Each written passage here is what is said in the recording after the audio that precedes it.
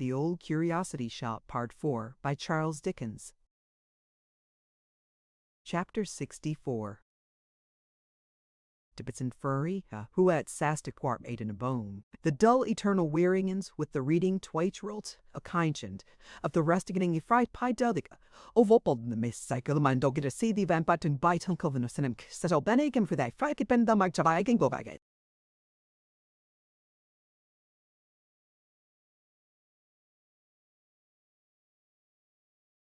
More, he awoke.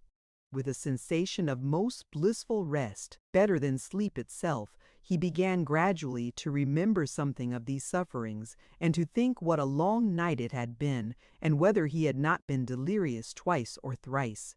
Happening, in the midst of these cogitations, to raise his hand, he was astonished to find how heavy it seemed, and yet how thin and light it really was. Still, he felt indifferent and happy, and having no curiosity to pursue the subject, remained in the same waking slumber until his attention was attracted by a cough. This made him doubt whether he had locked his door last night, and feel a little surprised at having a companion in the room. Still, he lacked energy to follow up this train of thought, and unconsciously fell, in a luxury of repose, to staring at some green stripes on the bed furniture and associating them strangely with patches of fresh turf, while the yellow ground between made gravel walks, and so helped out a long perspective of trim gardens.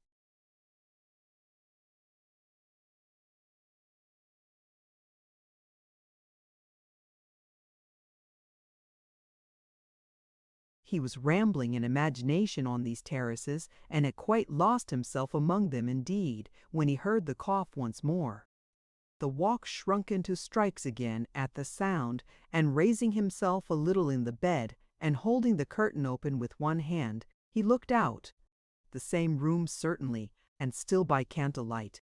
But with what unbounded astonishment did he see all those bottles and basins and articles of linen airing by the fire, and such like furniture of a sick chamber, all very clean and neat, but all quite different from anything he had left there when he went to bed. The atmosphere, too, filled with a cool smell of herbs and vinegar, the floor newly sprinkled, the what? The Marchioness? Yes, playing cribbage with herself at the table. There she sat, intent upon her game, coughing now and then in a subdued manner, as if she feared to disturb him, shuffling the cards, cutting, dealing, playing, counting, pegging, going.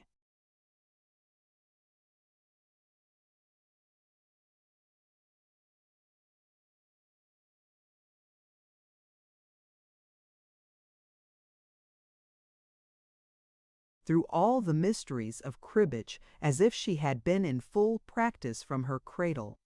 Mr. Swiveller contemplated these things for a short time, and suffering the curtain to fall into its former position, laid his head on the pillow again.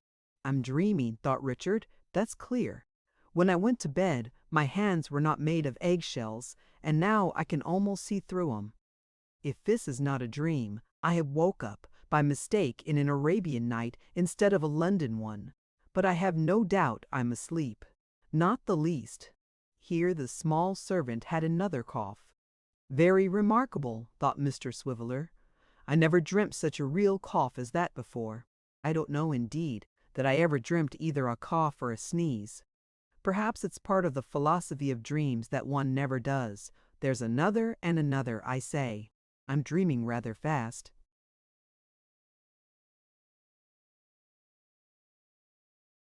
For the purpose of testing his real condition, Mr. Swiveller, after some reflection, pinched himself in the arm.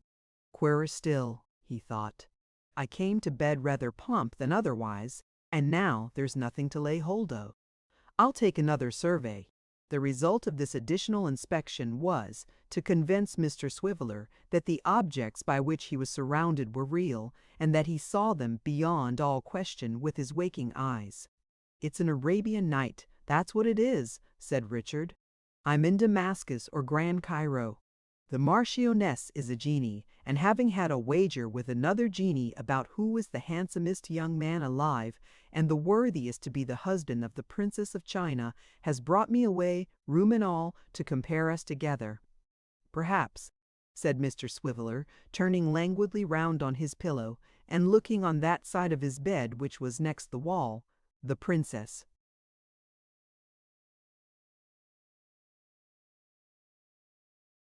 "Maybe still. No, she's gone." Not feeling quite satisfied with this explanation, as, even taking it to be the correct one, it still involved a little mystery and doubt, Mr. Swiveller raised the curtain again, determined to take the first favorable opportunity of addressing his companion. An occasion presented itself. The Marchioness dealt, turned up a knave, and omitted to take the usual advantage, upon which Mr. Swiveller called out as loud as he could, "Two for his heels." The Marchioness jumped up quickly and clapped her hands. Arabian Night, certainly, thought Mr. Swiveller.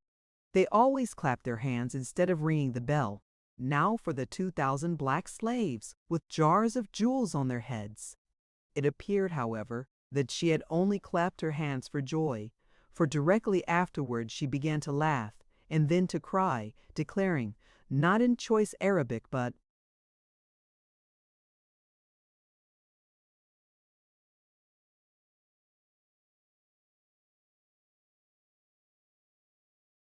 in familiar English, that she was so glad she didn't know what to do. "Marchioness," said Mr. Swiveller, thoughtfully, "be pleased to draw nearer.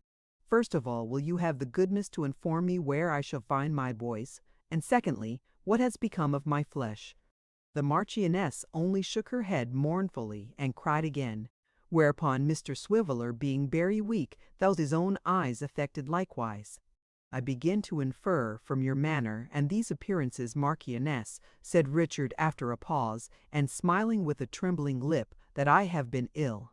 "You just have," replied the small servant, wiping her eyes. "And haven't you been a-talking nonsense?" "Oh," said Dick, "very ill, Marchioness. Have I been?"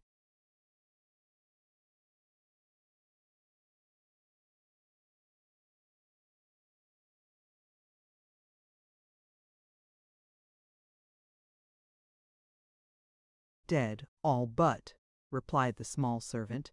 "I never thought you'd get better. Thank heaven you have." Mr. Swiveller was silent for a long while. By and by he began to talk again, inquiring how long he had been there. "3 weeks tomorrow," replied the servant. "3 what?" said Dick. "Weeks," returned the Marchioness emphatically. "3 long slow weeks." The bare thought of having been in such extremity caused Richard to fall into another silence and to lie flat down again at his full length. The Marchioness, having arranged the bedclothes more comfortably, and felt that his hands and forehead were quite cool, a discovery that filled her with delight, cried a little more, and then applied herself to getting tea ready and making some thin dry toast. While she was thus engaged, Mr. Swiveller looked on with a grateful heart, very much astonished to see how thoroughly at home she made herself, and attributing this attention in its origin to Sally Brass, whom in his own mind he could not thank enough. When the Marchioness had finished her toasting, she spread a clean cloth on a tray, and brought him some crisp slices and a great basin of wheat tea, with which she said the doctor had left word he might refresh himself when he awoke. She propped him up with pillows, if not as skilfully as if she had been a professional nurse all her life, at least as tenderly, and looked on with unutterable satisfaction while the patient, stopping every now and then to shake her by the hand, took his poor meal with an appetite and relish which the greatest dainties of the earth, under any other circumstances, would have failed to provoke. Having cleared away and disposed everything comfortably about him again, she sat down at the table to take her own tea. "Marchioness," said Mr. Swiveller, "how's Sally?" The small servant screwed her face into an expression of the very uttermost entanglement of slyness, and shook her head. "What, haven't you seen her lately?" said Dick. "Seen her!" cried the small servant. "Bless you, I've run away." Mr. Swiveller immediately laid himself down again, quite flat, and so remained for about 5 minutes. By slow degrees he resumed his sitting posture after that lapse of time, and inquired, "And where do you live, Marchioness?" "Live!" cried the small servant. "Here." "Oh," said Mr. Swiveller.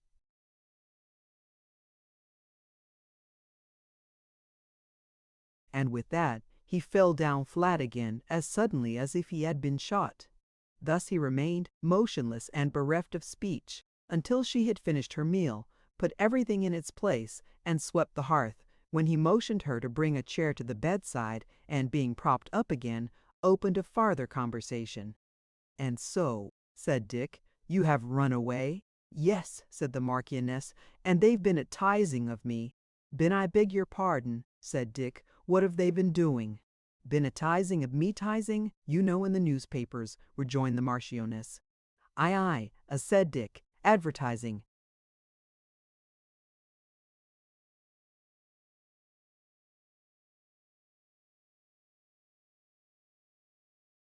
The small servant nodded and winked. Her eyes were so red with waking and crying that the tragic muse might have winked with greater consistency.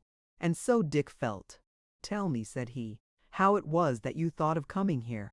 "Why, you see," returned the Marchioness, "when you was gone, I hadn't any friend at all, because the lodger he never come back, and I didn't know where either him or you was to be found, you know.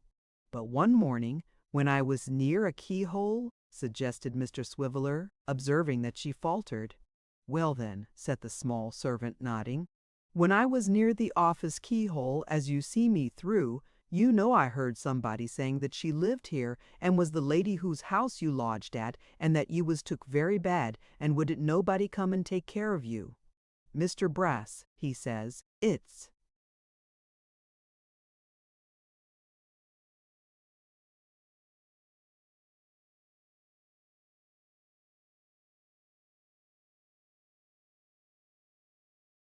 no business of mine, he says.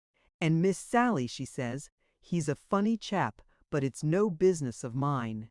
And the lady went away and slammed the door to when she went out, I can tell you.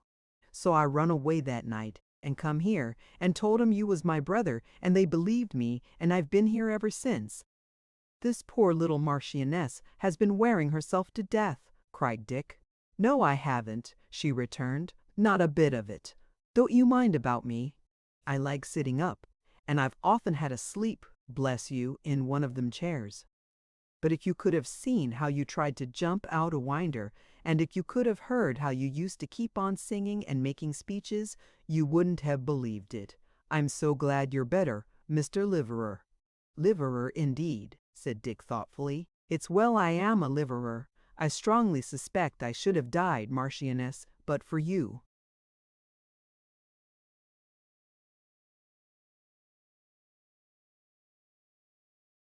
At this point Mr. Swiveller took the small servant's hand in his again, and being, as we have seen, but poorly, might, in struggling to express his thanks, have made his eyes as red as hers, but that she quickly changed the theme by making him lie down, and urging him to keep very quiet. "The doctor," she told him, "said you was to be kept quite still, and there was to be no noise nor nothing. Now, take a rest, and then we'll talk again.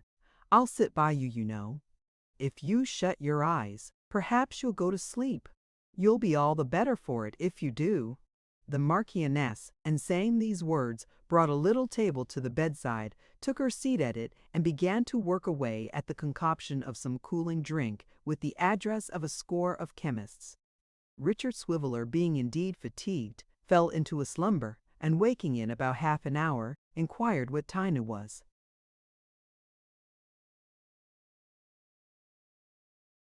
"'Tis gone half after 6, replied his small friend, helping him to sit up again. "Marchioness," said Richard, passing his hand over his forehead and turning suddenly round, as though the subject but that moment flashed upon him, "what has become of Kit?" "He had been sentenced to transportation for a great many years," she said. "Has he gone?" asked Dick. "His mother, how is she? What has become of her?" His nurse shook her head and answered that she knew nothing about them. "But if I thought," said she very slowly, "that you'd keep quiet and not put yourself into another fever, I could tell you, but I won't now." "Yes, do," said Dick. "It will amuse me." "Oh, would it though?" rejoined the small servant with a horrified look. "I know."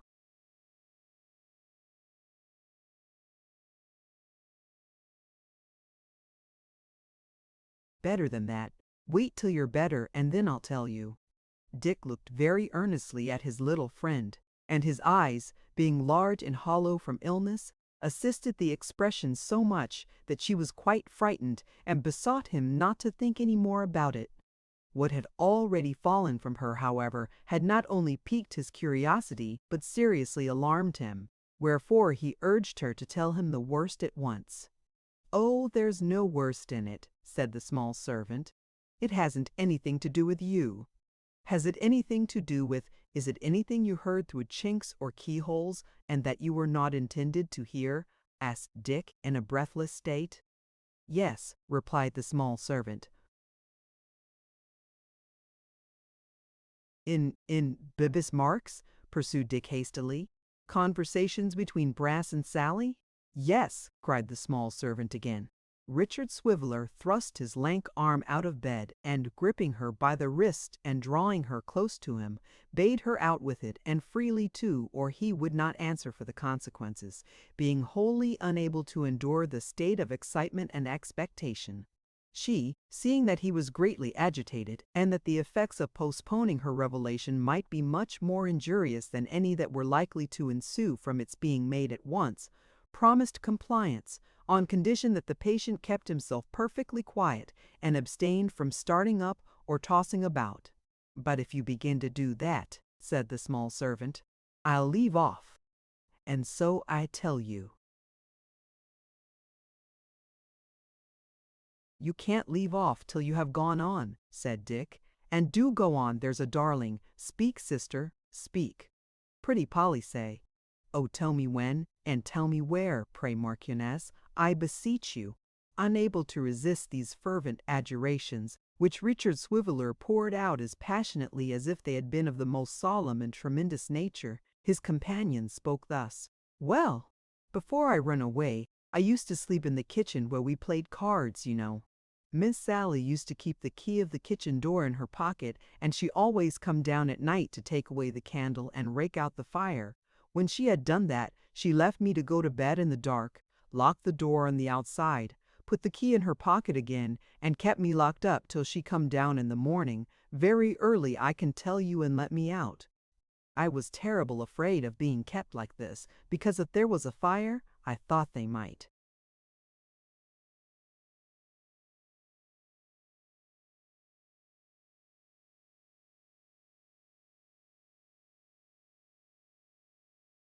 Forget me and only take care of themselves, you know. So, whenever I see an old rusty key anywhere, I picked it up and tried if it would fit the door, and at last I found in the dust cellar a key that did fit it." Here Mr. Swiveller made a violent demonstration with his legs, but the small servant immediately pausing in her talk, he subsided again, and pleading a momentary forgetfulness of their compact, entreated her to proceed. "They kept me very short," said the small servant.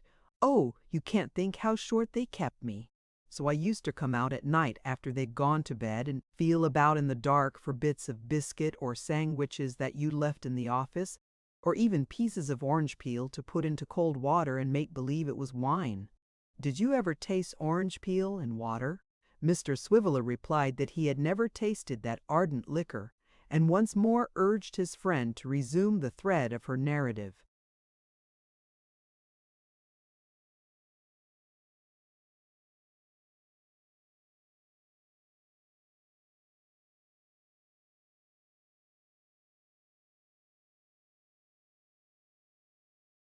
"If you make believe very much, it's quite nice," said the small servant, "but if you don't, you know, it seems as if it would bear a little more seasoning, certainly.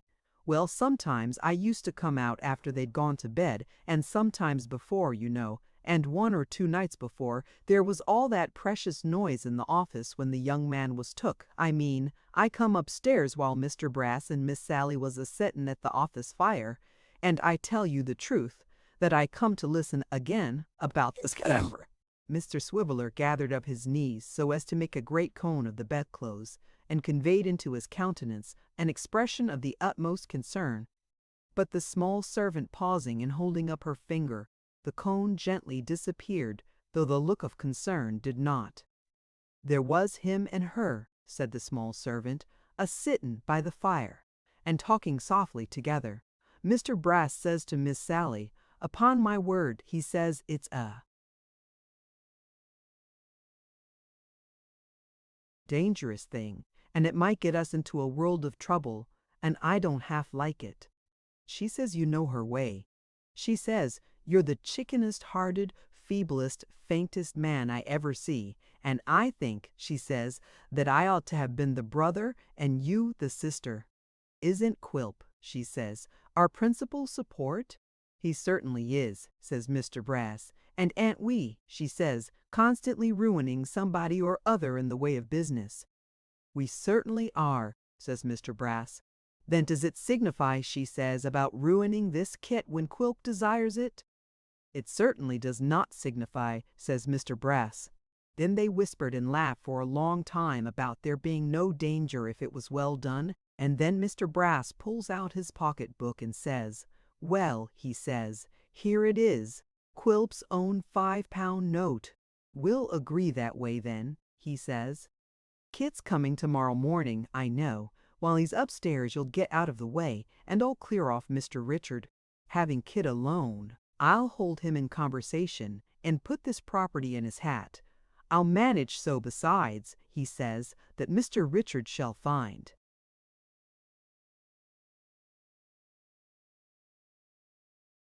it there, and be the evidence, and if that don't get Christopher out of Mr. Quilp's way and satisfy Mr. Quilp's grudges, he says, the devil's in it."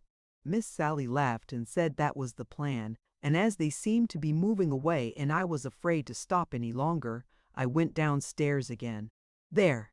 The small servant had gradually worked herself into as much agitation as Mr. Swiveller, and therefore made no effort to restrain him when he sat up in bed and hastily demanded whether this story had been told to anybody.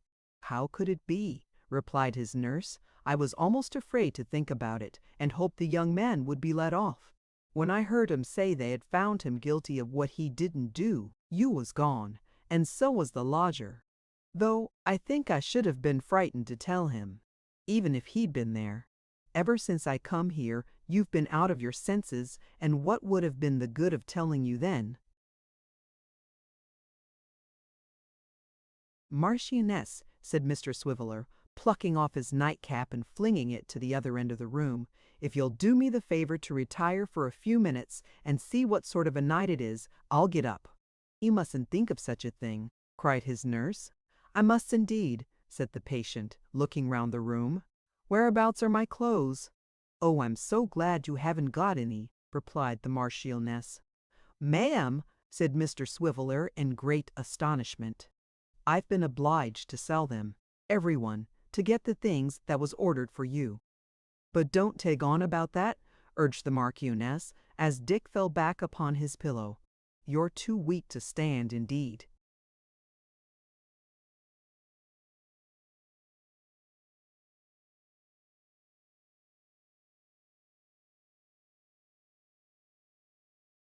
"I am afraid," said Richard dolefully, "that you're right. What ought I to do? What is to be done?" It naturally occurred to him on very little reflection that the first step to take would be to communicate with one of the Mr. Garlands instantly. It was very possible that Mr. Abel had not yet left the office. In as little time as it takes to tell it, the small servant had the address in pencil on a piece of paper, a verbal description of father and son, which would enable her to recognize either without difficulty, and a special caution to be shy of Mr. Chuckster in consequence of that gentleman's known antipathy to Kit. Armed with these slender powers, she hurried away, commissioned to bring either old Mr. Garland or Mr. Abel bodily to that apartment. "I suppose," said Dick, as she closed the door slowly and peeped into the room again, to make sure that he was comfortable, "I suppose there's nothing left not."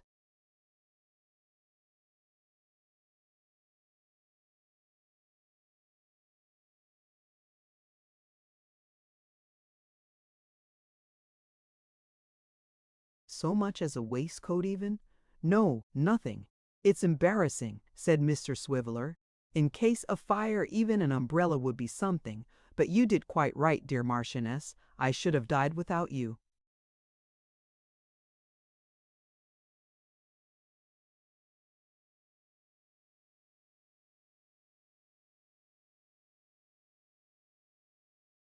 Chapter 65. It was well for the small servant that she was of a sharp, quick nature, or the consequence of sending her out alone from the very neighborhood in which it was most dangerous for her to appear, would probably have been the restoration of Miss Sally Brass to the supreme authority over her person. Not unmindful of the risk she ran, however, the Marchioness no sooner left the house than she dived into the first dark by way that presented itself, and, without any present reference to the point to which her journey tended, made it her first business to put 2 good miles of brick and mortar between herself and Bevis Marks. When she had accomplished this object, she began to shape her course for the notary's office, to which shrewdly inquiring of apple women and oyster sellers at street corners, rather than in lighted shops or of well-dressed people, at the hazard of attracting notice, she easily procured a direction. As carrier pigeons, on being first let loose in a strange place, beat the air at random for a short time before darting off towards the spot for which they are designed, so did the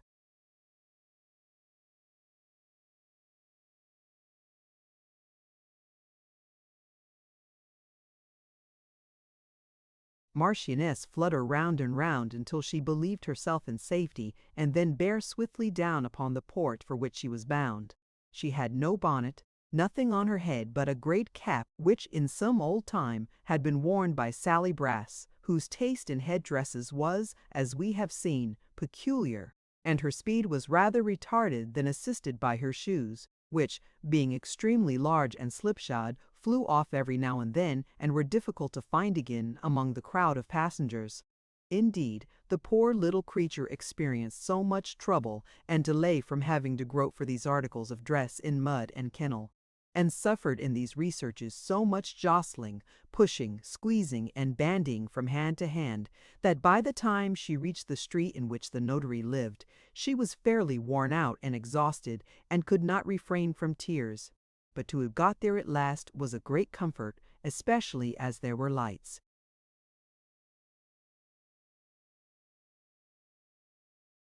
still burning in the office window, and therefore some hope that she was not too late.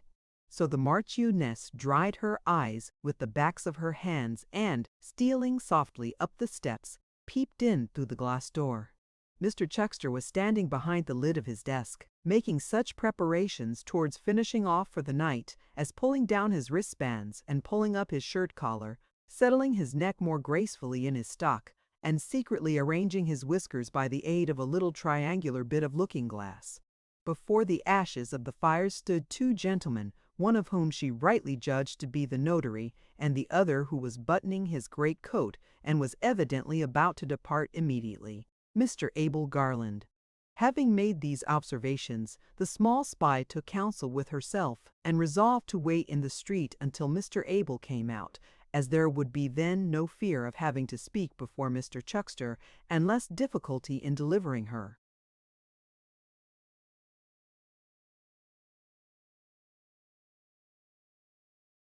Message.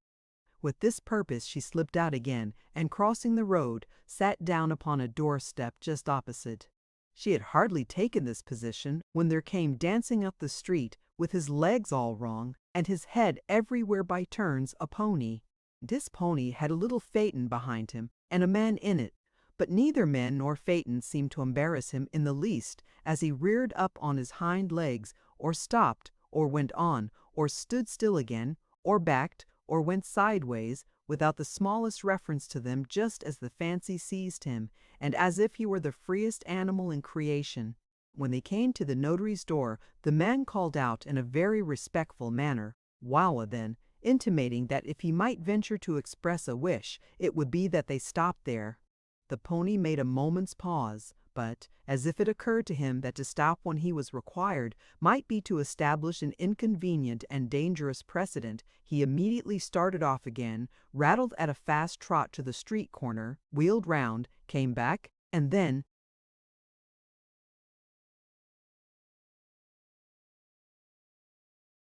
stopped of his own accord. "Oh, you're a precious creator," said the man, who didn't venture by the by to come out in his true colors until he was safe on the pavement. "I wish I had the rewarding of you, I do." "What has he been doing?" said Mr. Abel, tying a shawl round his neck as he came down the steps. "He's enough to fret a man's heart out," replied the hostler. "He is the most vicious rascal. Woa then, will you? He'll never stand still if you call him names," said Mr. Abel, getting in and taking the reins. "He's a very good fellow, if you know how to manage him. This is the first time he has been out this long while, for he has lost his old driver and wouldn't stir for anybody else till this morning. The lamps are right, are they?" "That's well. Be here to take him tomorrow, if you please. Good night." And after one or two strange plunges, quite of his own invention, the pony yielded to Mr. Abel's mildness and trotted gently off. All this time Mr. Chuckster had been standing at the door, and the small servant had been afraid to approach. She had nothing for it now, therefore, but to run after the chaise, and to call to Mr. Abel to stop. Being out of breath when she came up with it, she was unable to make him hear. The case was desperate, for the pony was quickening his pace. The Marchioness hung on behind for a few moments, and feeling that she could go no farther and must soon yield, clambered by a vigorous effort into the hinder seat, and in so doing lost one of the shoes forever. Mr. Abel, being in a thoughtful frame of mind, and having quite enough to do to keep the pony going, went jogging on without looking round, little dreaming of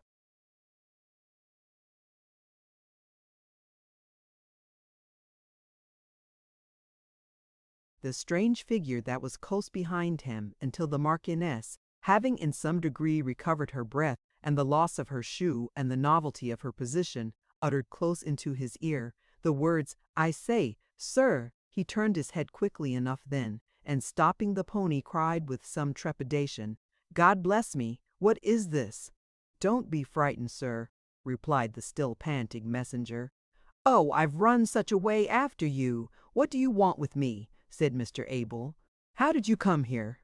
"I got in behind," replied the Marchioness. "Oh, please drive on, sir. Don't stop and go towards the city, will you? And oh, do please make haste, because it's of consequence. There's somebody wants to see you there. He sent me to say would you come directly, and that he knowed all about Kit, and could save him."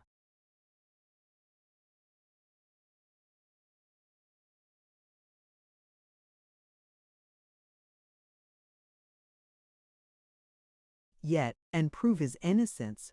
What do you tell me, child? The truth upon my word and honor I do.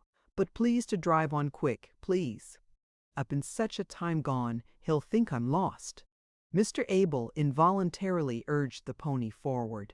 The pony, impelled by some secret sympathy or some new caprice, burst into a great pace, and neither slackened it nor indulged in any eccentric performances until they arrived at the door of Mr. Swiveller's lodging, where, marvellous to relate, he consented to stop when Mr. Abel checked him. "See, it's the room up there," said the Marchioness, pointing to one where there was a faint light. "Come."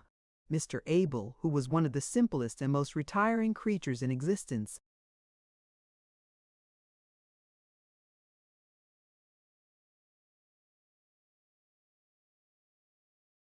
and naturally timid withal, hesitated, for he had heard of people being decoyed into strange places to be robbed and murdered, under circumstances very like the present, and, for anything he knew to the contrary, by guides very like the Marchioness. His regard for Kit, however, overcame every other consideration, so, entrusting Whisker to the charge of a man who was lingering hard by in expectation of the job, he suffered his companion to take his hand and to lead him up the dark and narrow stairs. He was not a little surprised to find himself conducted into a dimly lighted sick chamber, where a man was sleeping tranquilly in bed. "Ain't it nice to see him lying there so quiet?" said his guide in an earnest whisper. "Oh, you'd say it was, if you had only seen him 2 or 3 days ago." Mr. Abel made no answer, and, to say the truth, kept a long way from the bed and very near the door. His guide, who appeared to understand his reluctance,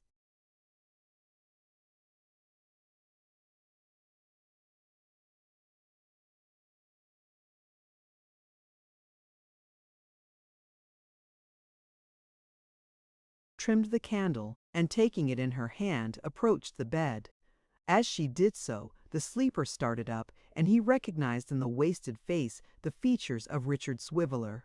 "Why, how is this?" said Mr. Abel kindly as he hurried towards him. "You have been ill?" "Very," replied Dick, "nearly dead. You might have chanced to hear of your Richard on his bier, but for the friend I sent to fetch you. Another shake of the hand, Marchioness, if you please. Sit down, sir." Mr. Abel seemed rather astonished to hear of the quality of his guide, and took a chair by the bedside. "I have sent for you, sir," said Dick, "but she told you on what account." "She did. I am quite bewildered by all this. I really don't know what to say, or—"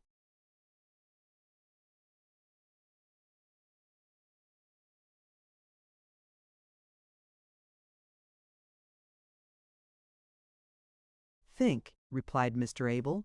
"You'll say that presently," retorted Dick. "Marchioness, take a seat on the bed, will you? Now, tell this gentleman all that you told me, and be particular. Don't you speak another word, sir." The story was repeated. It was in effect exactly the same as before, without any deviation or omission.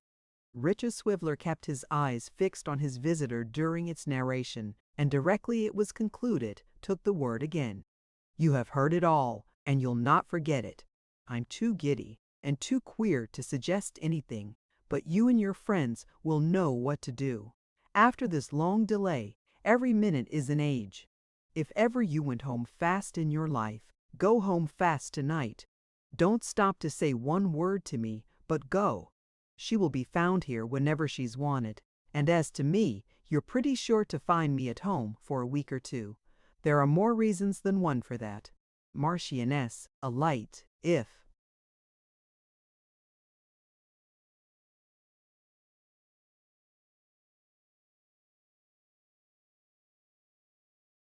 "You lose another minute in looking at me, sir. I'll never forgive you." Mr. Abel needed no more remonstrance or persuasion. He was gone in an instant, and the Marchioness, returning from lighting him downstairs, reported that the pony, without any preliminary objection whatever, had dashed away at full gallop. "That's right," said Dick, "and hearty of him, and I honor him from this time. But get some supper and a mug of beer, for I am sure you must be tired. Do have a mug of beer. It will do me as much good to see you take it as if I might drink it myself." Nothing but this assurance could have prevailed upon the small nurse to indulge in such a luxury. Having eaten and drunk to Mr. Swiveller's extreme contentment, given him his drink, and put everything in neat order, she wrapped herself in an old coverlet and lay down upon the rug before the fire.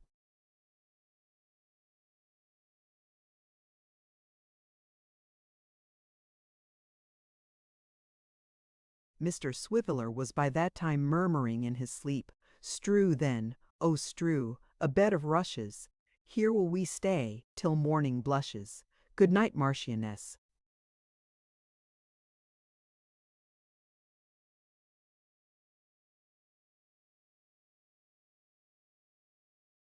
Chapter 66. On awaking in the morning, Richard Swiveller became conscious by slow degrees of whispering voices in his room. Looking out between the curtains, he espied Mr. Garland, Mr. Abel, the notary, and the single gentleman, gathered round the Marchioness and talking to her with great earnestness, but in very subdued tones, fearing, no doubt, to disturb him. He lost no time in letting them know that this precaution was unnecessary, and all four gentlemen directly approached his bedside.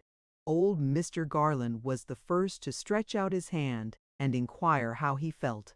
Dick was about to answer that he felt much better, though still as weak as need be, when his little nurse, pushing the visitors aside and pressing up to his pillow, as if in jealousy of their interference, set his breakfast before him and insisted on his taking it before he underwent the fatigue of speaking or of being spoken to. Mr. Swiveller, who was perfectly ravenous and had all night amazingly distinct and consistent Knapton chops, double stout and similar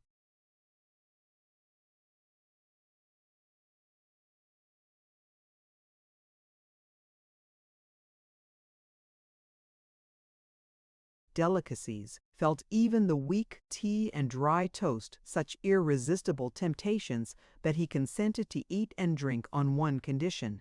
"And that is," said Dick, returning the pressure of Mr. Garland's hand, "that you answer me this question truly, before I take a bit or drop.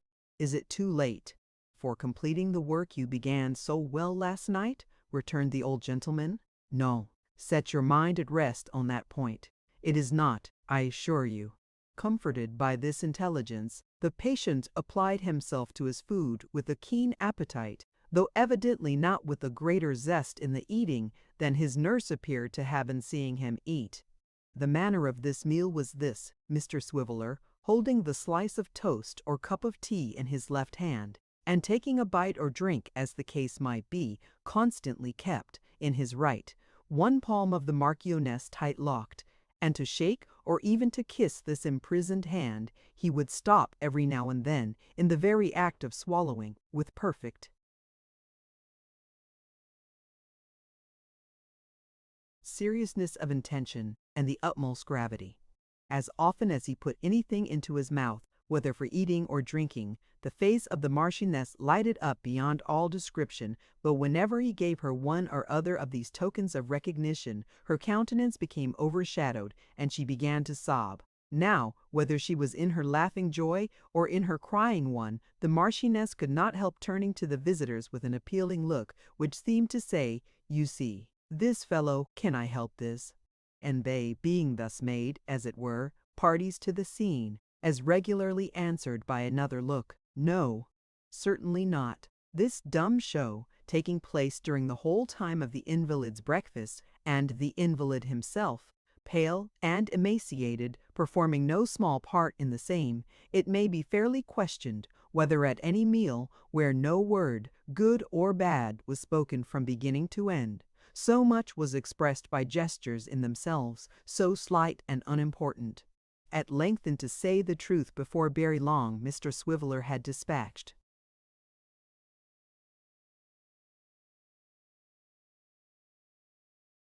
as much toast and tea as in that stage of his recovery it was discreet to let him have. But the cares of the Marchioness did not stop here, for disappearing for an instant, and presently returning with a basin of fair water, she laved his face and hands, brushed his hair, and in short made him as spruce and smart as anybody under such circumstances could be made, and all this in as brisk and businesslike a manner as if he were a very little boy and she his grown-up nurse. To these various attentions Mr. Swiveller submitted in a kind of grateful astonishment beyond the reach of language. When they were at last brought to an end, and the Marchioness had withdrawn into a distant corner to take her own poor breakfast cold enough by that time, he turned his face away for some few moments, and shook hands heartily with the air. "Gentlemen," said Dick, rousing himself from this pause and turning round again, "you'll excuse me. Men who have been brought so low as I have been are easily fatigued. I am fresh again now, and fit for talking. We're short of chairs."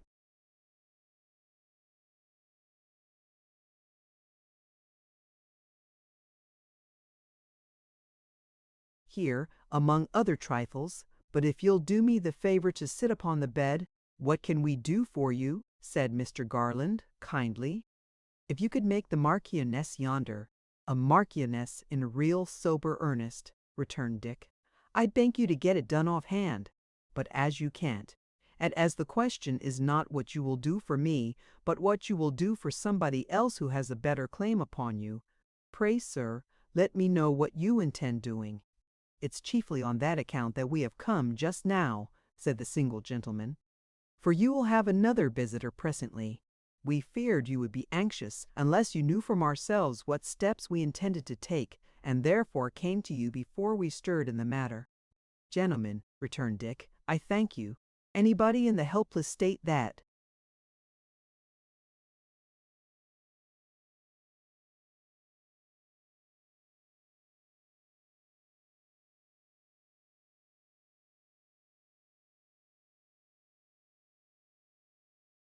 "you see me in, is naturally anxious. Don't let me interrupt you, sir." "Then you see, my good fellow," said the single gentleman, "that while we have no doubt whatever of the truth of this disclosure, which has so providentially come to light," "meaning hers," said Dick, pointing towards the Marchioness, "meaning hers, of course, while we have no doubt of that, or that a proper use of it would procure the poor lad's immediate pardon and liberation, we have a great doubt whether it would by itself enable us to reach Quilp, the chief agent in this villainy. I should tell you that this doubt has been confirmed into something very nearly approaching certainty by the best opinions we have been enabled, in this short space of time, to take upon the subject. You'll agree with us, that to give him even the most distant chance of escape, if we could help it, would be monstrous. You say with us, no doubt, if somebody must escape, let it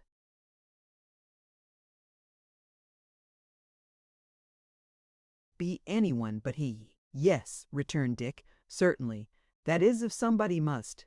But upon my word, I'm unwilling that anybody should.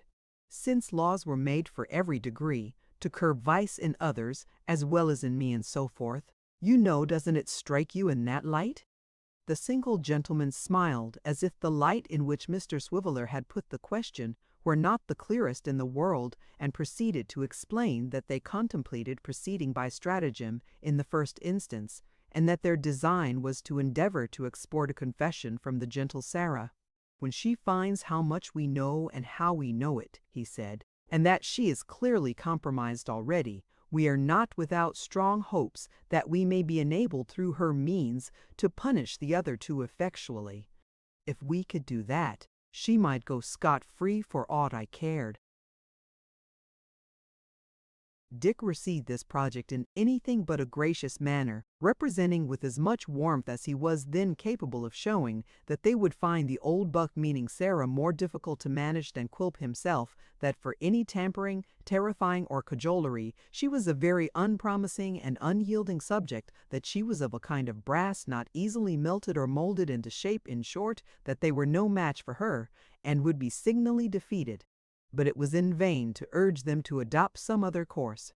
The single gentleman has been described as explaining their joint intentions, but it should have been written that they all spoke together, that if any one of them by chance held his peace for a moment, he stood gasping and panting for an opportunity to strike in again, in a word, that they had reached that pitch of impatience and anxiety where men can neither be persuaded nor reasoned with, and that it would have been as easy to turn the most impetuous wind that ever blew, as to prevail on them to reconsider to bend that ever blew, as to prevail on the matter ever to care to fake or to like. So, after telling Mr. Swiveller how they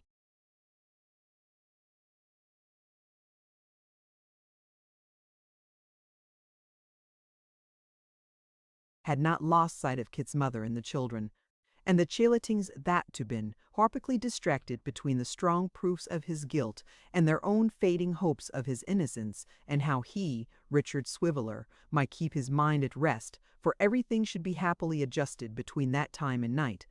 After telling him all this, and adding a great many kind and cordial expressions, personal to himself, which it is unnecessary to recite, Mr. Garland besgiven stood affection fit to do it. Mr. Abel remained behind, very often looking at his watch and at the room door, until Mr. Swiveller was roused from a short nap by the setting down on the landing-place outside, as from the shoulders of a porter, of some giant load, which seemed to shake the house and made the little fizzy bottles on the mantel-shelf ring again.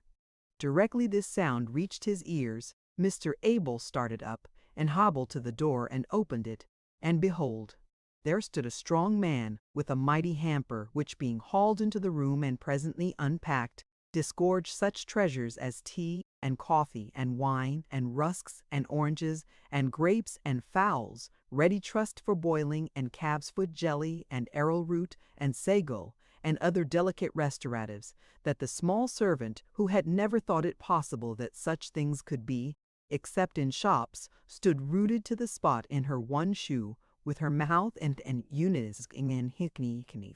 But not so Mr. Abel, or the strong man who emptied the hamper, big as it was, in a twinkling.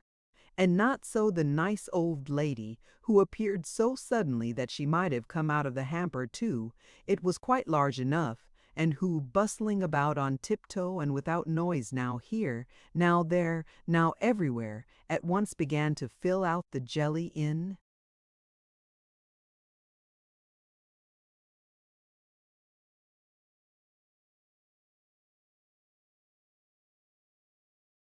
teacups, and to make chicken broth in small saucepans, and to peel oranges for the sick man, and to cut them up in little pieces, and to ply the small servant with glasses of wine and choice bits of everything, until more substantial meat could be prepared for her refreshment. The whole of which appearances were so unexpected and bewildering, that Mr. Swiveller, when he had taken 2 oranges and a little jelly, and had seen the strong man walk off with the empty basket, plainly leaving all that abundance for his use and benefit, was fain to lie down and fall asleep again, from sheer inability to entertain such wonders in his mind. Meanwhile, the single gentleman, the notary, and Mr. Garland repaired to a certain coffee-house, and from that place indited and sent a letter to Miss Sally Brass, requesting her, in terms mysterious and brief, to favor an unknown friend who wished to consult her, with her company there, as speedily as possible. The communication performed its errand so well that within 10 minutes of the messenger's return and report of its delivery, Miss Brass herself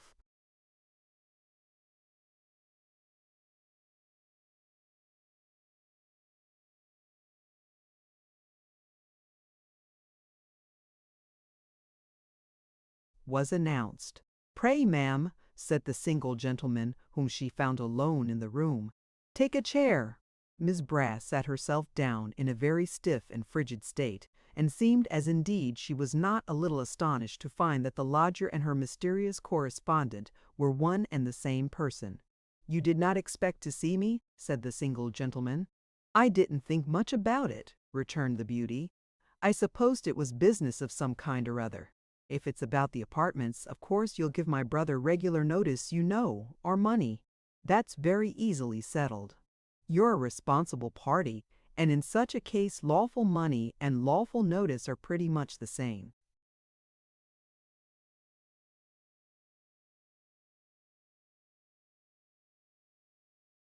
"I am obliged to you for your good opinion," retorted the single gentleman, "and quite concur in these sentiments, but that is not the subject on which I wish to speak with you." "Oh," said Sally, "then just state the particulars, will you? I suppose it's professional business. Why, it is connected with the law, certainly."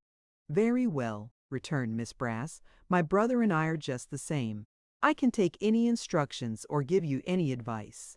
"As there are other parties interested besides myself," said the single gentleman, rising and opening the door of an inner room, "we had better confer together. Miss Brass is here, gentlemen."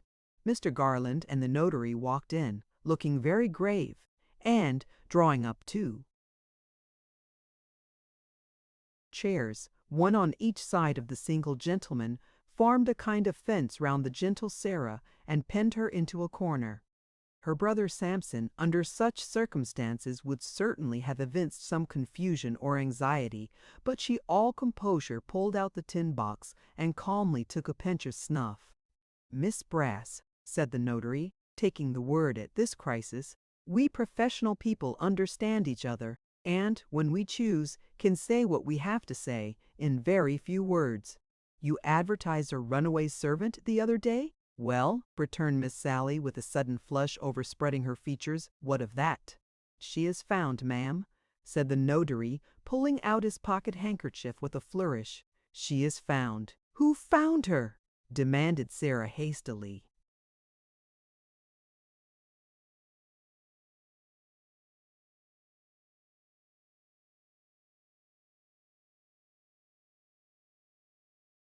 "We did, ma'am, we three, only last night, or you would have heard from us before." "And now I have heard from you," said Miss Brass, folding her arms as though she were about to deny something to the death. "What have you got to say?" "Something you have got into your heads about her, of course." "Prove it, will you?" "That's all. Prove it. You have found her, you say. I can tell you, if you don't know it, that you have found the most artful, lying, pilfering, devilish little minx that was ever born. Have you got her here?" she added, looking sharply round. "No, she is not here at present," returned the notary, "but she is quite safe." "Ha!"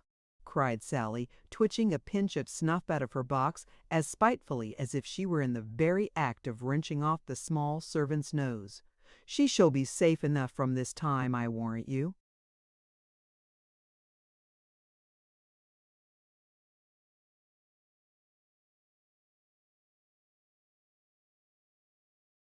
"I hope so," replied the notary. "Did it occur to you for the first time when you found she had run away that there were two keys to your kitchen door?" Miss Sally took another pinch, and putting her head on one side, looked at her questioner with a curious kind of spasm about her mouth, but with a cunning aspect of immense expression. "Two keys," repeated the notary. "One of which gave her the opportunities of roaming through the house at nights when you supposed her fast locked up, and of overhearing confidential consultations among others, that particular conference, to be described today before a justice, which you will have an opportunity of hearing her relate, that conference which you and Mr. Brass held together, on the night before that most unfortunate and innocent young man was accused of robbery, by a horrible device of which I will only say that it may be characterized by pedants, which have but paid.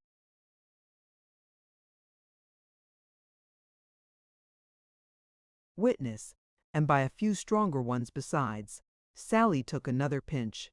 Although her face was wonderfully composed, it was apparent that she was wholly taken by surprise, and that what she had expected to be taxed with in connection with her small servant was something very different from this. "Come, come, Miss Brass," said the notary, "you have great command of feature, but you feel, I see, that by a chance which never entered your imagination, this base design is revealed, and two of its plotters must be brought to justice. Now, you know the pains and penalties you are liable to, and so I need not dilate upon them. But I have a proposal to make to you. You have the honor of being sister to one of the greatest scoundrels unhung, and, if I may venture to say so to a lady, you are in every respect quite worthy of him. But connected with you two is a third party, a villain of the name of Quilp, the prime mover of the whole.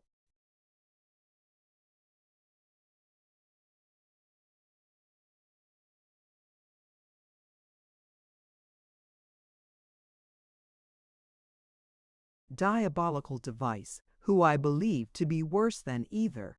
For his sake, Miss Brass, do us the favor to reveal the whole history of this affair. Let me remind you that your doing so, at our instance, will place you in a safe and comfortable position. Your present one is not desirable and cannot injure your brother. For against him and you, we have quite sufficient evidence, as you hear already.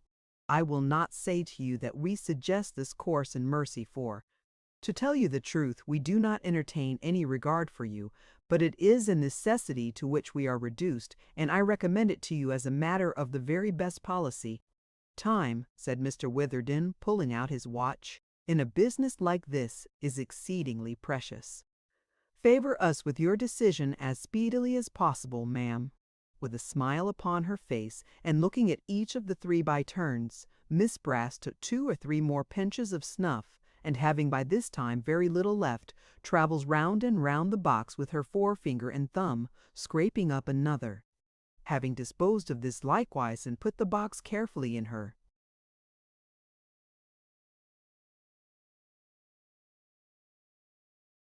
pocket, she said, "I am to accept or reject at once, am I?" "Yes," said Mr. Witherden. The charming creature was opening her lips to speak in reply, when the door was hastily opened too, and the head of Samson Brass was thrust into the room. "Excuse me," said the gentleman hastily. "Wait a bit." So saying, and quite indifferent to the astonishment his presence occasioned, he crept in, shut the door, kissed his greasy glove as servilely as if it were the dust, and made a most abject bow. "Sarah," said Brass, "hold your tongue if you please, and let me speak. Gentlemen, if I could express the pleasure it gives me to see three such men in a happy unity,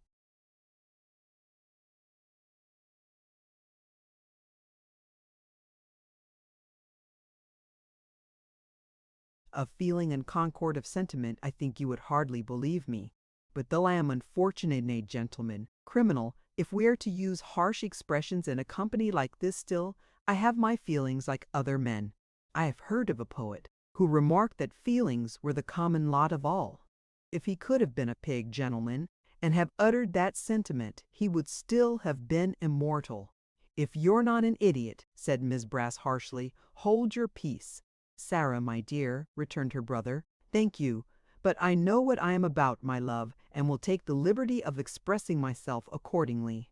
Mr. Witherden, sir, your handkerchief is hanging out of your pocket. Would you allow me to? As Mr. Brass advanced to remedy this accident, the notary shrunk from him with an air of disgust. Brass, who over and above his usual prepossessing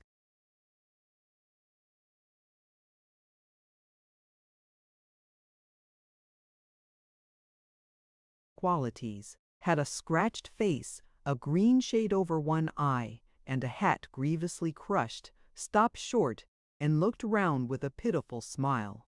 He shuns me, said Samson, even when I would, as I may say, heap coals of fire upon his head. Well, but I am a falling house, and the rats, if I may be allowed the expression in reference to a gentleman I respect and love beyond everything, fly from me.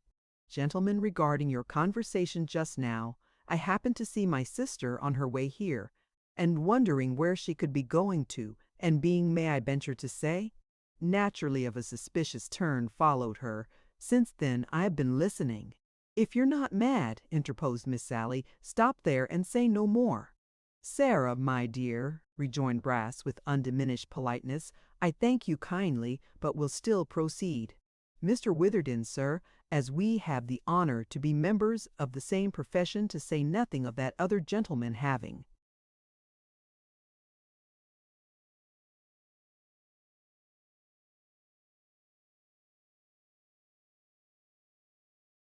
been my lodger, and having partaken, as one may say, of the hospitality of my roof, I think you might have given me the refusal of this offer in the first instance. I do indeed. Now, my dear sir, cried Brass, seeing that the notary was about to interrupt him, suffer me to speak, I beg. Mr. Witherden was silent, and Brass went on. If you will do me the favor, he said, holding up the green shade and revealing an eye most horribly discolored, to look at this, you will naturally inquire, in your own minds, how did I get it? If you look from that to my face, you will wonder what could have been the cause of all these scratches, and if from them to my hat, how it came into the state in which you see it. Gentlemen, said Brass, striking the hat fiercely with his clenched hand, to all these questions I answer Quilp. The three gentlemen looked at each other, but said nothing.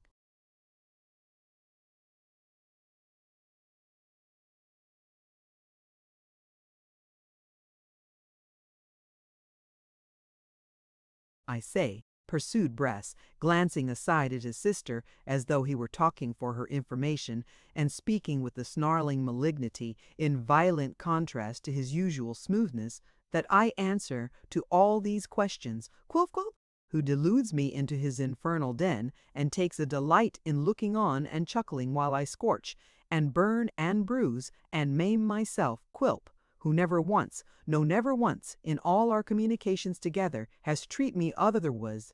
He gives me the cold shoulder on this very matter as if he had had nothing to do with it, instead of being the first to propose it. I can't trust him.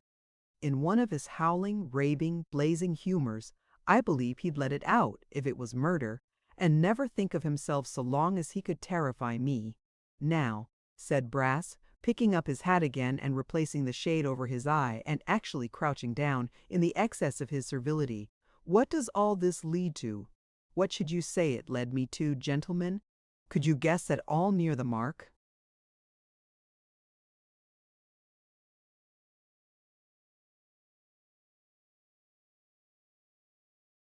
Nobody spoke. Brass stood smirking for a little while as if he had propounded some choice conundrum, and then said, "To be short with you then, it leads me to this. If the truth has come out, as it plainly has in a manner that there's no standing up against, and a very sublime and grand thing is truth, gentlemen, in its way, though like other sublime and grand things, such as thunderstorms and that, we're not always over and above glad to see it. I had better turn upon this man than let this man turn upon me. It's clear to me that I am done for. Therefore, if anybody is to split, I had better be the person and have the advantage of it. Sarah, my dear, comparatively speaking, you're safe. I relate these circumstances for my own profit." With that, Mr. Brass, in a great hurry, revealed the whole story, bearing as heavily as possible on his amiable employer, and making himself out to be rather a saint-like and holy character, though subject, he acknowledged, to human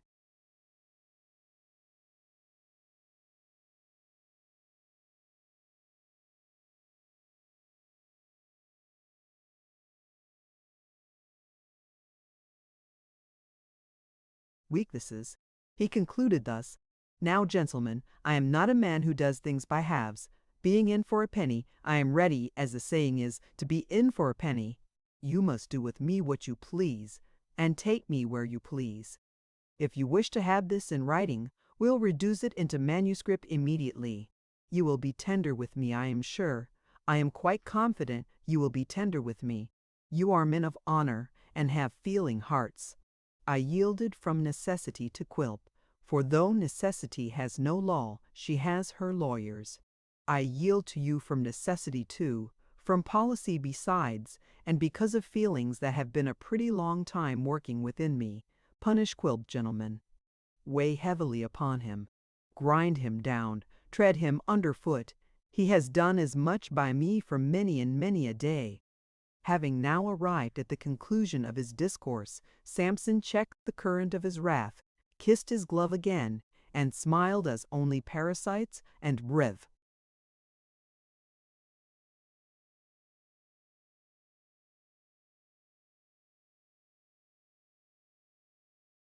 cowards can. "And this," said Miss Brass, raising her head, with which she had hitherto sat resting on her hands and surveying him from head to foot with a bitter sneer, "this is my brother, is it? This is my brother, that I have worked and toiled for, and believed to have had something of the man in him." "Sarah, my dear," returned Samson, rubbing his hands feebly, "you disturb our friends. Besides, you're disappointed, Sarah, and, not knowing what you say, expose yourself." "Yes, you pitiful dastard," retorted the lovely damsel. "I understand you. You feared that I should be beforehand with you. But do you think that I would have been enticed to say a word? I'd have scorned it if they had tried and tempted me for 20 years.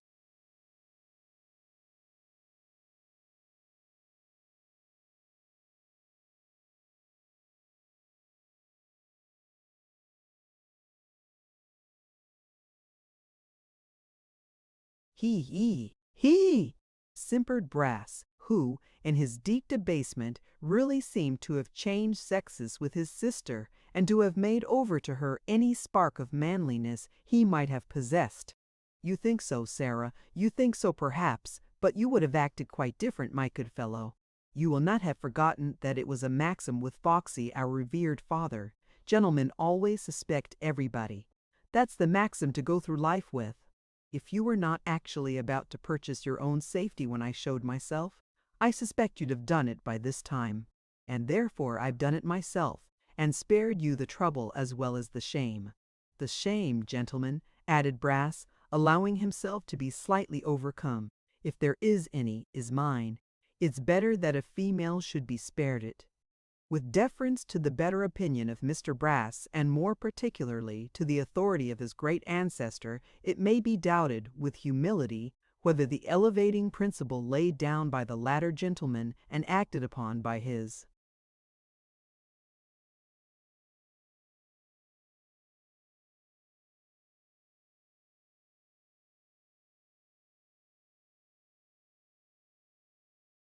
descendant is always a prudent one or attended in practice with the desired results.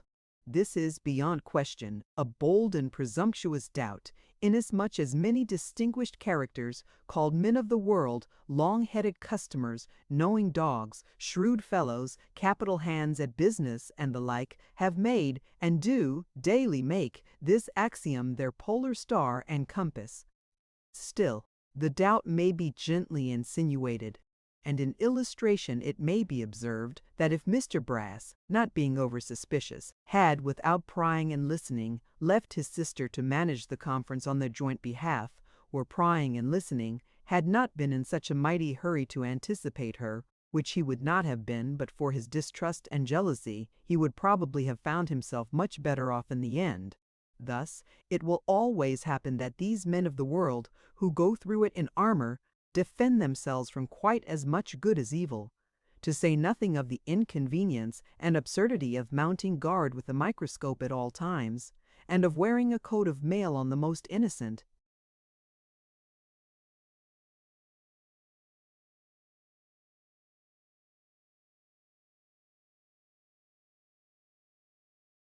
Occasions.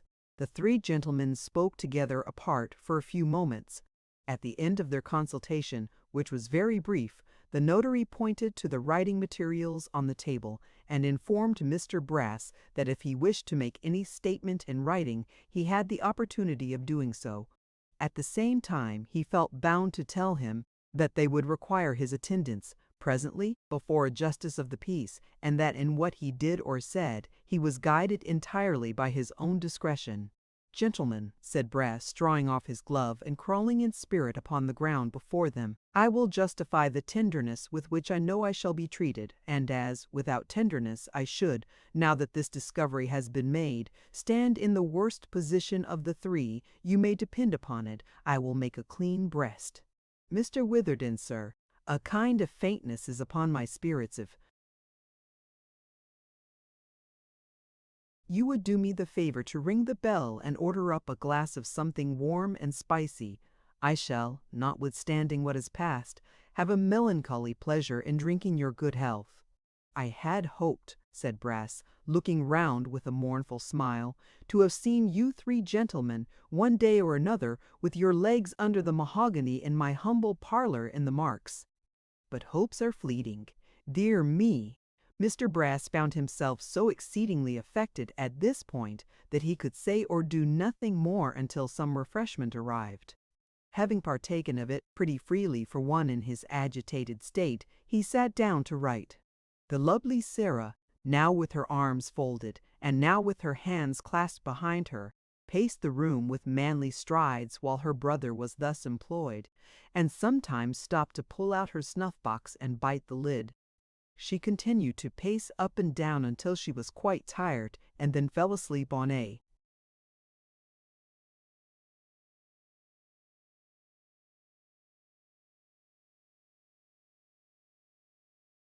chair near the door. It has been since supposed with some reason that this slumber was a sham or feint, as she contrived to slip away unobserved in the dusk of the afternoon. Whether this was an intentional and waking departure, or a somnambulistic leave-taking and walking in her sleep, may remain a subject of contention, but on one point, and indeed the main one, all parties are agreed. In whatever state she walked away, she certainly did not walk back again.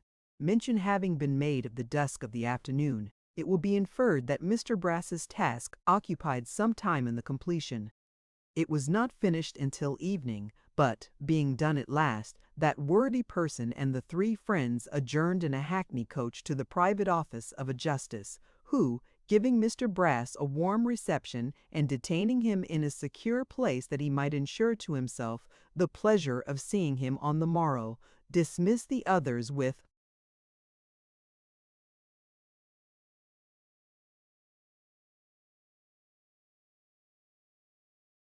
the cheering assurance that a warrant could not fail to be granted next day for the apprehension of Mr. Quilp, and that a proper application and statement of all the circumstances to the Secretary of State, who was fortunately in town, would no doubt procure Kit's free pardon and liberation without delay.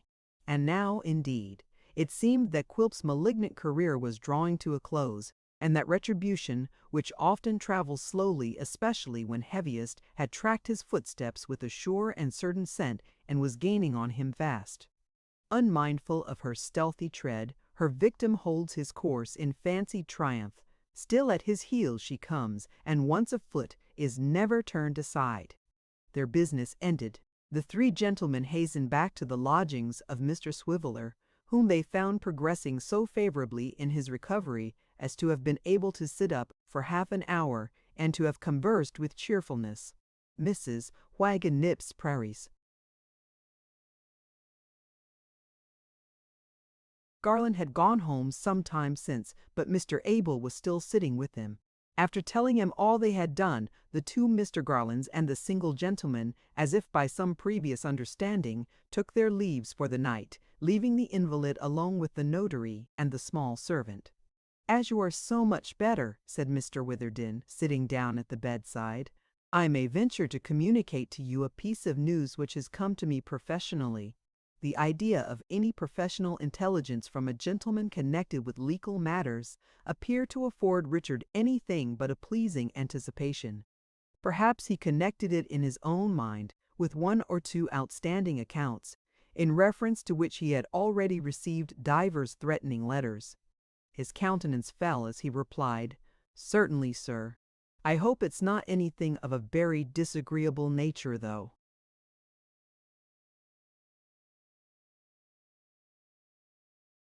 "If I thought it so, I should choose some better time for communicating it," replied the notary. "Let me tell you, first, that my friends who have been here today know nothing of it, and that their kindness to you has been quite spontaneous, and with no hope of return. It may do a thoughtless, careless man good to know that." Dick thanked him, and said he hoped it would. "I have been making some inquiries about you," said Mr. Witherden, "little thinking that I should find you under such circumstances as those which have brought us together. You are the nephew of Rebecca Swiveller, spinster, deceased, of Shelbourne in Dorsetshire." "Deceased!" cried Dick, "deceased! If you had been another sort of nephew, you would have come into possession, so says the will, and I see no reason to doubt it of £25,000. As it is, you have fallen into an annuity of £150 a year. But I think I may congratulate you even upon that." "Sir," said Dick, sobbing and laughing together, "you may, for please God we'll make a scholar of the poor Marchioness yet, and she shall walk in silk attire and siller have to spare, or may I never rise from this bed again."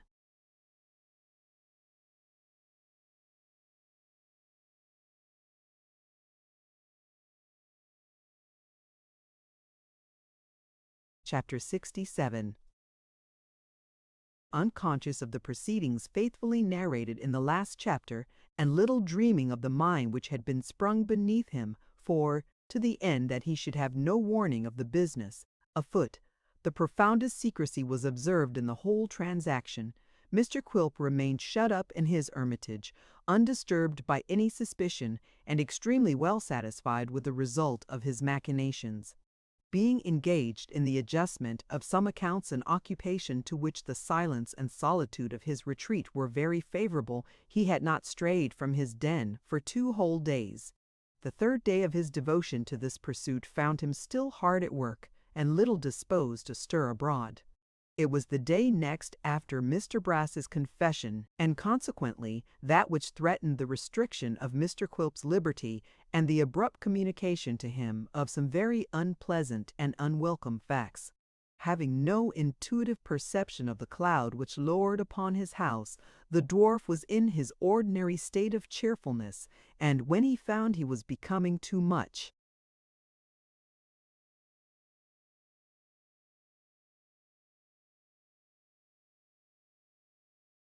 engrossed by business, with a due regard to his health and spirits, he varied its monotonous routine with a little screeching, or howling, or some other innocent relaxation of that nature.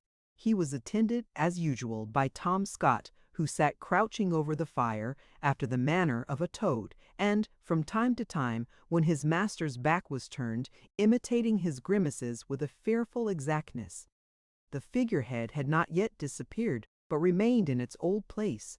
The face, horribly seared by the frequent application of the red-hot poker, and further ornamented by the insertion, in the tip of the nose, of a 10-penny nail, yet smiled blandly in its less lacerated parts, and seemed, like a sturdy martyr, to provoke its tormentor to the commission of new outrages and insults. The day, in the highest and brightest quarters of the town, was damp, dark, cold, and gloomy. In that low and marshy spot the fog filled every nook and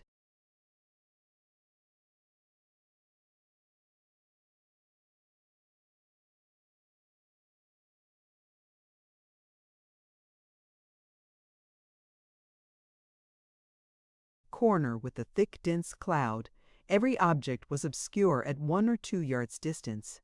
The warning lights and fires upon the river were powerless beneath this pall, and, but for a raw and piercing chillness in the air, and now and then the cry of some bewildered boatman as he rested on his oars and tried to make out where he was, the river itself might have been miles away.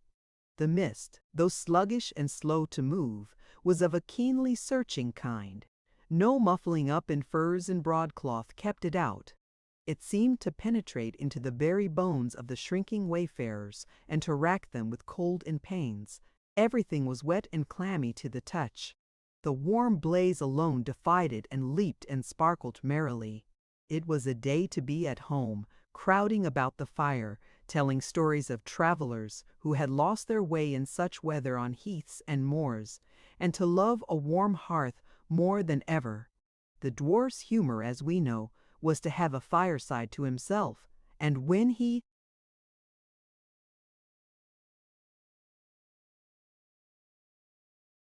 was disposed to be convivial, to enjoy himself alone, by no means insensible to the comfort of being within doors, he ordered Tom Scott to pile the little stove with coals, and, dismissing his work for that day, determined to be jovial. To this end he lighted up fresh candles and heaped more fuel on the fire, and having dined off a beefsteak, which he cooked himself in somewhat of a savage and cannibal-like manner, brewed a great bowl of hot punch, lighted his pipe, and sat down to spend the evening. At this moment a low knocking at the cabin door arrested his attention. When it had been twice or thrice repeated, he softly opened the little window, and thrusting his head out, demanded who was there. "Only me, Quilp," replied a woman's voice. "Only you," cried the dwarf, stretching his neck to obtain a better view of his.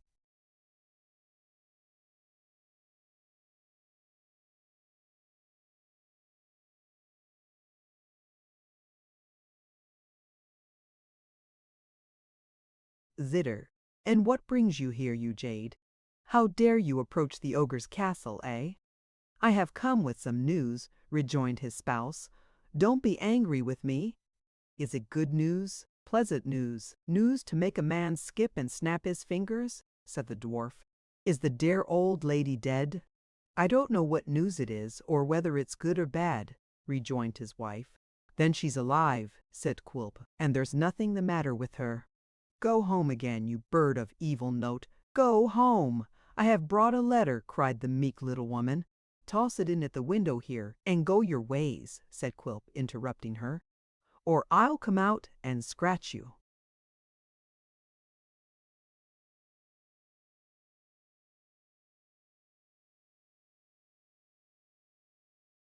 "No, but please, Quilp, to hear me speak," urged his submissive wife in tears. "Please do. Speak, then," growled the dwarf with a malicious grin. "Be quick and short about it. Speak, will you?" "It was left at our house this afternoon," said Mrs. Quilp, trembling, "by a boy who said he didn't know from whom it came, but that it was given to him to leave, and that he was told to say it must be brought on to you directly, for it was of the very greatest consequence. But please," she added, as her husband stretched out his hand for it, "please let me in. You don't know how wet and cold I am, or how many times I have lost my way in coming here through this thick fog.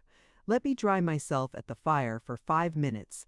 I'll go away directly you tell me to, Quilp. Upon my word I will." Her amiable husband hesitated for a few moments, but bethinking himself that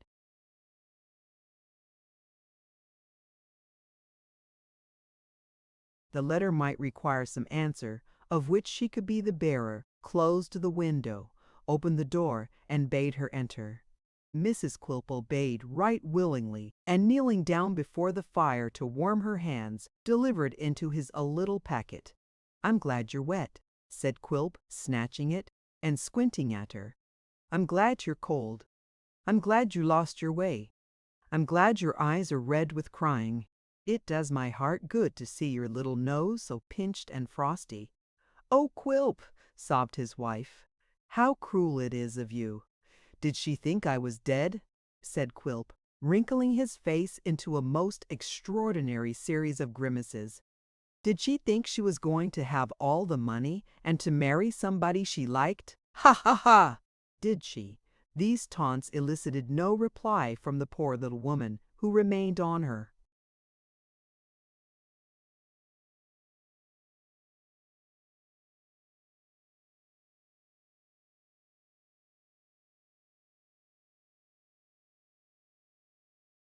Knees, warming her hands and sobbing, to Mr. Quilp's great delight.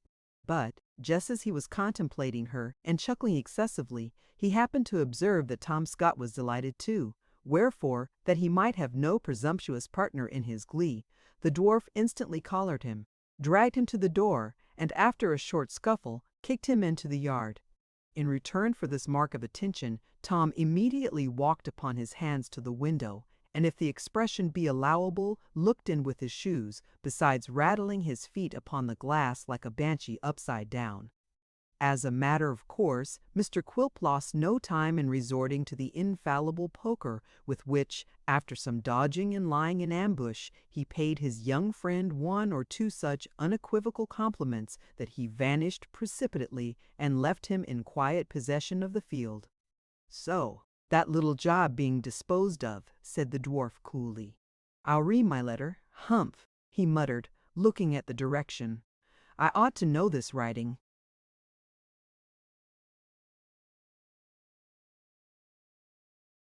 Beautiful Sally. Opening it, he read in a fair, round, legal hand as follows: "Sammy has been practiced upon and has broken confidence. It has all come out. You had better not be in the way, for strangers are going to call upon you. They have been very quiet as yet because they mean to surprise you. Don't lose time. I didn't. I am not to be found anywhere. If I was you, I wouldn't either. S.B. late of B. M." To describe the changes that passed over Quilp's face as he read this letter half a dozen times would require some new language, such, for power of expression, as was never written, read, or spoken. For a long time he did not utter one word, but after a considerable interval during which Mrs. Quilp was almost paralyzed with the alarm his looks engendered, he contrived to gasp out,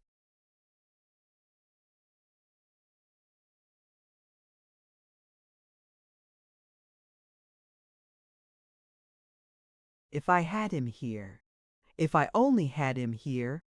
"Oh, Quilp," said his wife, "what's the matter? Who are you angry with?" "I should drown him," said the dwarf, not heeding her. "Too easy a death, too short, too quick, but the river runs close at hand. Oh, if I had him here!"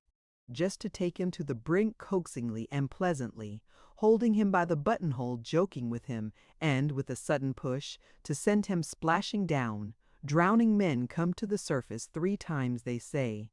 Ah, to see him those 3 times, and mock him as his face came bobbing up, oh, what a rich treat that would be! "Quilp," stammered his wife, venturing at the same time to touch him on the shoulder, "what has gone wrong?"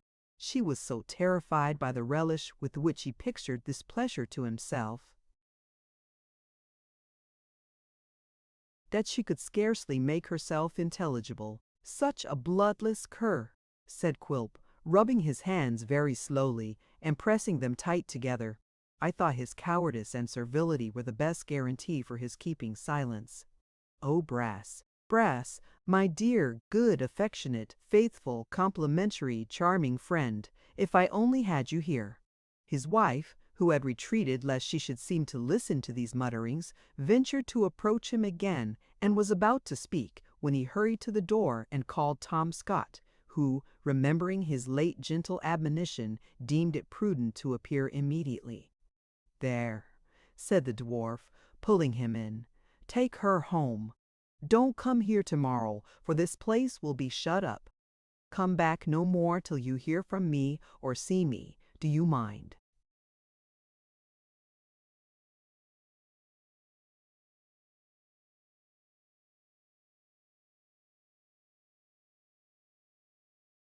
Tom nodded sulkily and beckoned Mrs. Quilp to lead the way. "As for you," said the dwarf, addressing himself to her, "ask no questions about me, make no search for me, say nothing concerning me. I shall not be dead, mistress, and that'll comfort you. He'll take care of you. But, Quilp, what is the matter? Where are you going? Do say something more." "I'll say that," said the dwarf, seizing her by the arm. "And do that too, which undone and unsaid would be best for you, unless you go directly." "Has anything happened?" cried his wife. "Oh, do tell me that." "Yes," snarled the dwarf. "No, what matter which? I have told you what to do. Woe betide you if you fail to do it or disobey me by a hair's breadth. Will you go?" "I am going. I'll go directly. But," faltered his wife, "answer me one question first. Has this letter any connection with dear little Nell?" "I must ask you that, I must indeed, Quilp. You cannot think what days and nights of sorrow I have had through having once deceived that child. I don't know what harm I may have brought about, but great or little, I did it for you, Quilp. My conscience misgave me when I did it. Do answer me this question, if you please." The exasperated dwarf returned no answer, but turned round and caught up his usual weapon with such vehemence that Tom Scott dragged his charge away by main force and as swiftly as he could. It was well he did so, for Quilp, who was nearly mad with rage, pursued them to the neighboring lane, and might have prolonged the chase but for the dense mist which obscured them from his view, and appeared to thicken every moment. "It will be a good night for traveling anonymously," he said as he returned.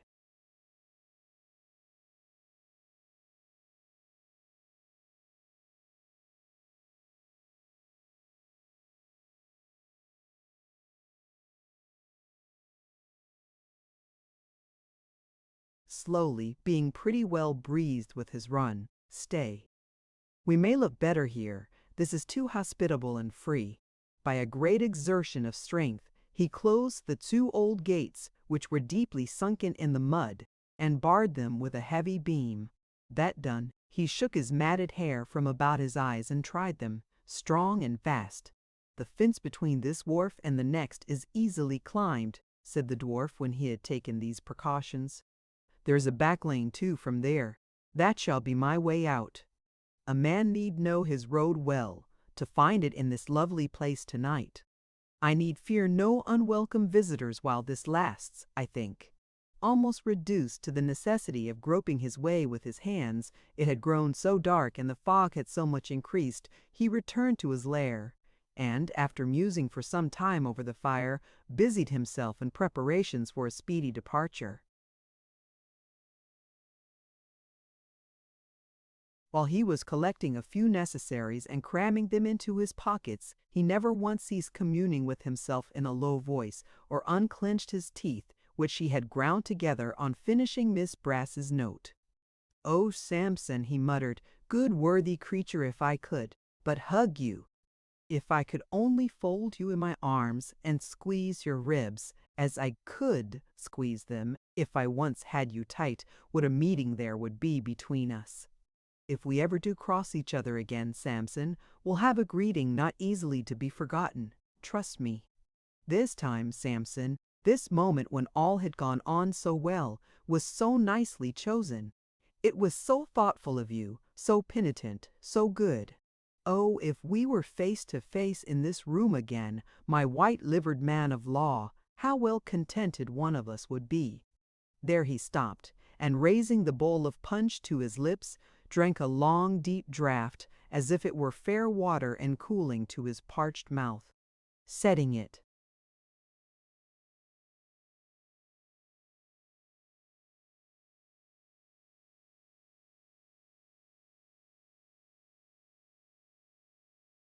Down abruptly, and resuming his preparations, he went on with his soliloquy.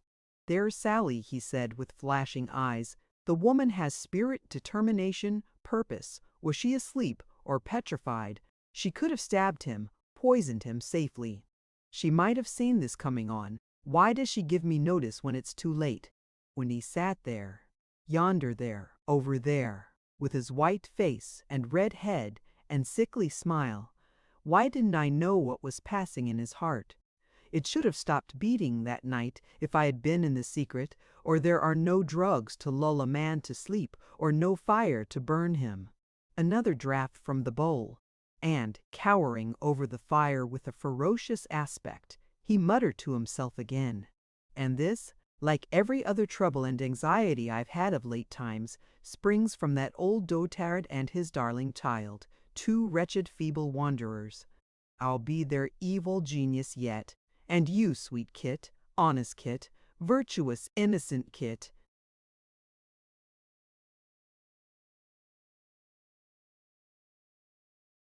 look to yourself.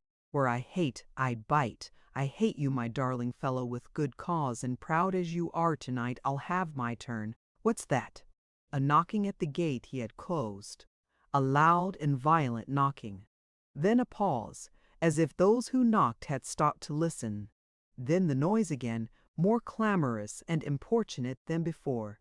"So soon," said the dwarf, "and so eager. I'm afraid I shall disappoint you. It's well I'm quite prepared. Sally, I thank you." As he spoke, he extinguished the candle. In his impetuous attempts to subdue the brightness of the fire, he overset the stove, which came tumbling forward, and fell with a crash upon the burning embers it had shot forth in its descent, leaving the room in pitchy darkness. The noise at the gate still continuing, he felt his way to the door, and stepped into the open air.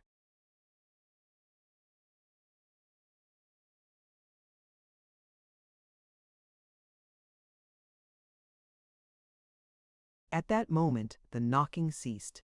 It was about 8 o'clock, but the dead of the darkest night would have been as noonday in comparison with the thick cloud which then rested upon the earth and shrouded everything from view.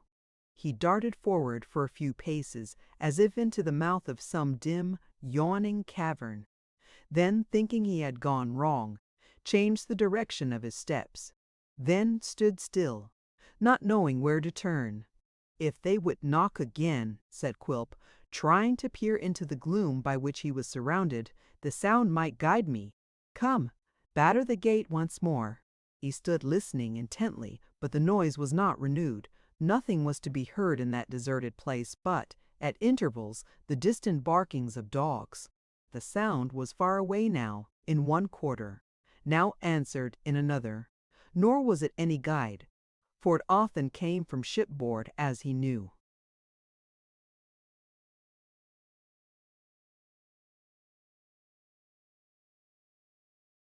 "If I could find a wall or fence," said the dwarf, stretching out his arms, and walking slowly on, "I should know which way to turn. A good, black, devil's night this. To have my dear friend here, if I had but that wish, it might, for anything I cared, never be day again." As the word passed his lips, he staggered and fell, and next moment was fighting with the cold, dark water. For all its bubbling up and rushing in his ears, he could hear the knocking at the gate again, could hear a shout that followed, he could recognize the voice. For all his struggling and plashing, he could understand that they had lost their way, and had wandered back to the point from which they started, that they were all but looking on while he was drowned, that they were close at hand but could not make an effort to save him, that he himself had shut and barred them out. He answered the shout with a yell which seemed to make the 100 fires that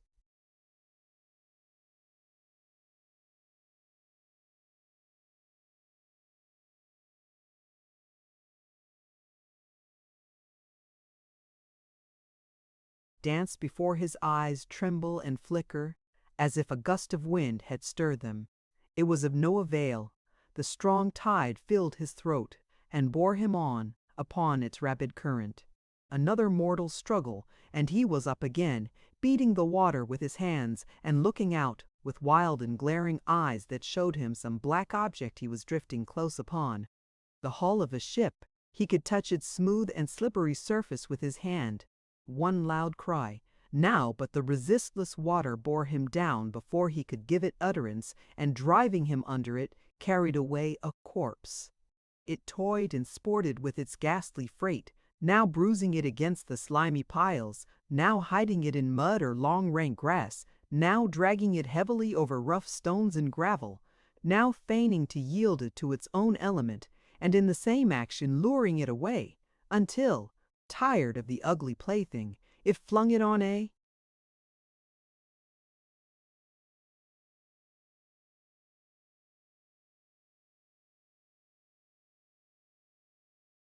swamp, a dismal place where pirates had swung in chains through many a wintry night and left it there to bleach. And there it lay alone. The sky was red with flame, and the water that bore it there had been tinged with the sullen light as it flowed along. The place the deserted carcass had left so recently a living man was now a blazing ruin. There was something of the glare upon its face. The hair, stirred by the damp breeze, played in a kind of mockery of death, such a mockery of the dead man himself would have delighted in when alive about its head, and its dress fluttered idly in the night wind.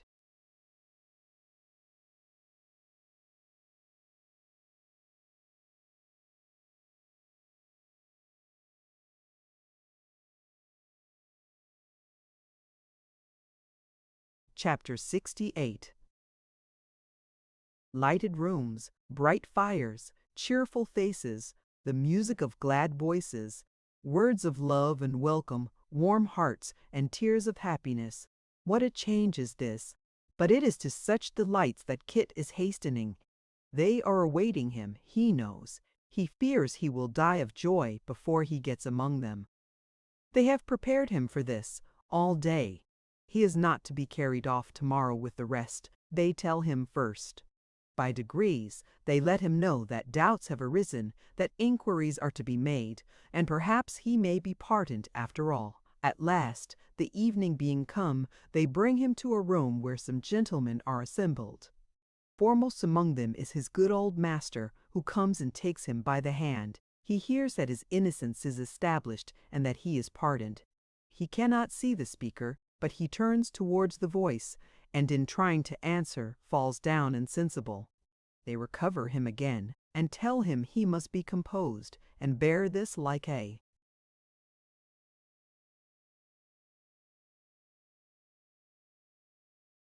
man. Somebody says he must think of his poor mother. It is because he does think of her so much that the happy news had overpowered him. They crowd about him and tell him that the truth has gone abroad, and that all the town and country ring with sympathy for his misfortunes. He has no ears for this. His thoughts, as yet, have no wider range than home. Does she know it? What did she say? Who told her? He can speak of nothing else. They make him drink a little wine and talk kindly to him for a while, until he is more collected and can listen and thank them. He is free to go. Mr. Garland thinks, if he feels better, it is time they went away. The gentlemen cluster round him and shake hands with him. He feels very grateful to them for the interest they have in him and for the kind promises they make. But the power of speech is gone again, and he has much ado to keep his feet, even though leaning on his master's arm.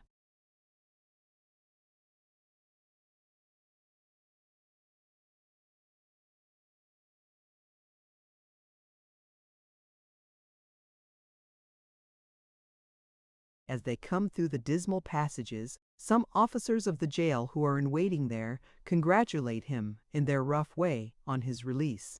The newsmonger is of the number, but his manner is not quite hearty. There is something of surliness in his compliments.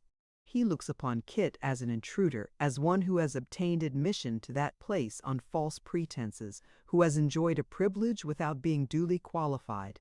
He may be a very good sort of young man, he thinks, but he has no business there, and the sooner he is gone, the better. The last door shuts behind them. They have passed the outer wall, and stand in the open air in the street he has so often pictured to himself when hemmed in by the gloomy stones, and which has been in all his dreams. It seems wider and more busy than it used to be. The night is bad, and yet how cheerful and gay in his eyes. One of the gentlemen, in taking leave of him, pressed some money into his hand. He has not counted it, but when they have gone a few paces beyond the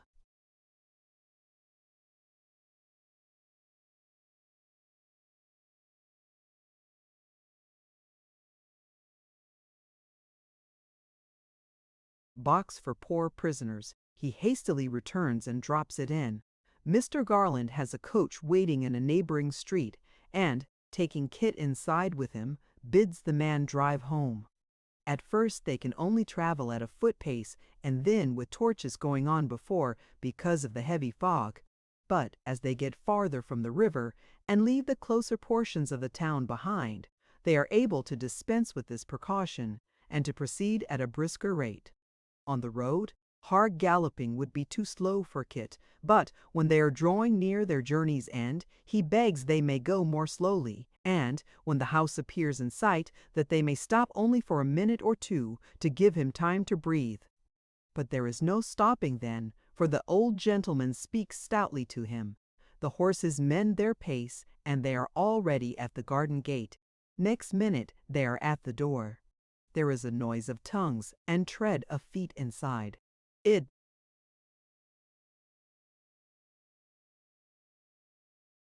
opens.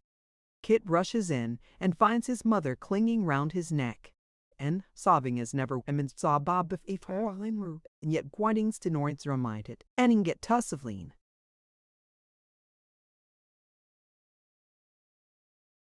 of follies.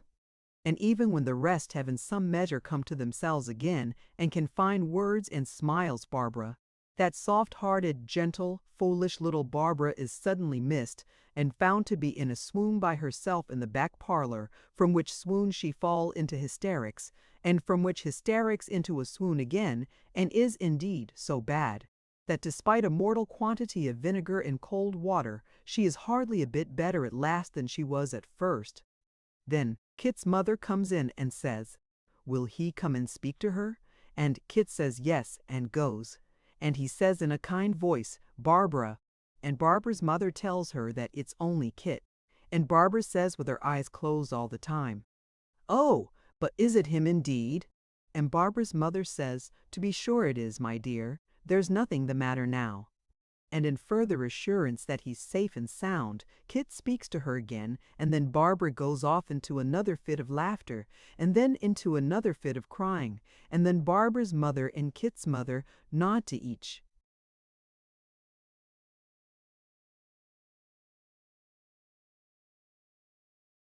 other and pretend to scold her, but only to bring her to herself, the faster, bless you. And being experienced matrons, and acute at perceiving the first dawning symptoms of recovery, they comfort Kit with the assurance that she'll do now, and so dismiss him to the place from whence he came. Well, in that place, which is the next room, there are decanters of wine, and all that sort of thing, set out as grand as if Kit and his friends were first-rate company, and there is little Jacob walking, as the popular phrase is, into a home-made plum cake at a most surprising pace, and keeping his eye on the figs and oranges which are to follow, and making the best use of his time, you may believe.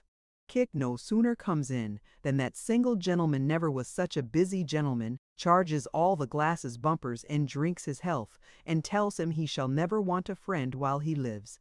And so does Mr. Garland, and so does Mr. Garland, and so does Mr. Abel. But even this honor and distinction is not all, for the single gentleman forthwith pulls out of his pocket a massive silver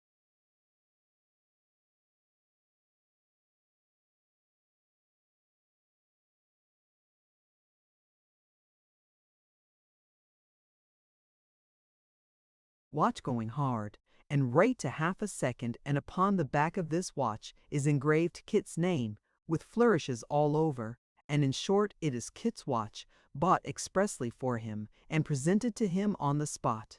You may rest assured that Mr. and Mrs. Garland can't help hinting about their present in store, and that Mr. Abel tells outright that he has his, and that Kit is the happiest of the happy. There is one friend he has not seen yet, and as he cannot be conveniently introduced into the family circle by reason of his being an iron-shod quadruped, Kit takes the first opportunity of slipping away and hurrying to the stable. The moment he lays his hand upon the latch, the pony neighs the loudest pony's greeting. Before he has crossed the threshold, the pony is capering about his loose fox, for he brooks not the indignity of a halter, mad to give him welcome, and when Kit goes up to caress and pat him, the pony rubs his nose against his coat and fondles him more lovingly than ever pony fondled man. It is the crowning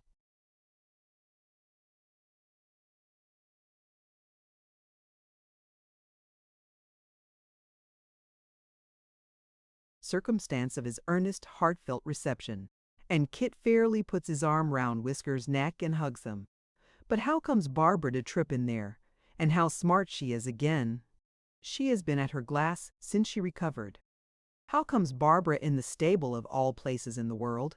Why, since Kit has been away, the pony would take his food from nobody but her, and Barbara, you see, not dreaming that Christopher was there, and just looking in to see that everything was right, has come upon him unawares. Blushing little Barbara, it may be that Kit has caressed the pony enough. It may be that there are even better things to caress than ponies. He leaves him for Barbara at any rate, and hopes she is better. Yes, Barbara is a great deal better. She is afraid. And here Barbara looks down and blushes more that he must have thought her very foolish. Not at all, says Kit. Barbara is glad of that, and coughs him. Just the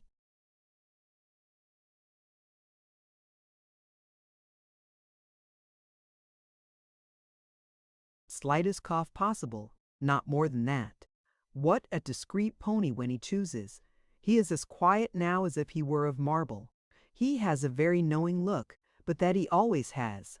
We have hardly had time to shake hands, Barbara, says Kit. Barbara gives him hers. Why, she is trembling now.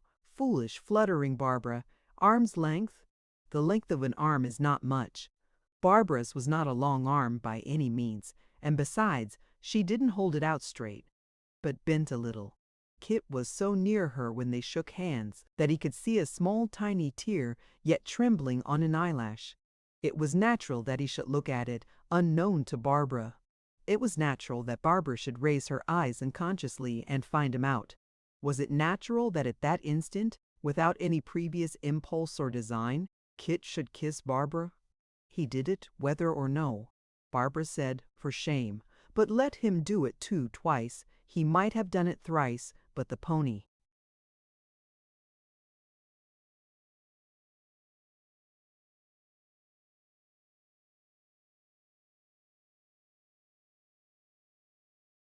Kicked up his heels and shook his head, as if he were suddenly taken with convulsions of delight, and Barbara, being frightened, ran away not straight to where her mother and Kit's mother were, though lest they should see how red her cheeks were, and should ask her why.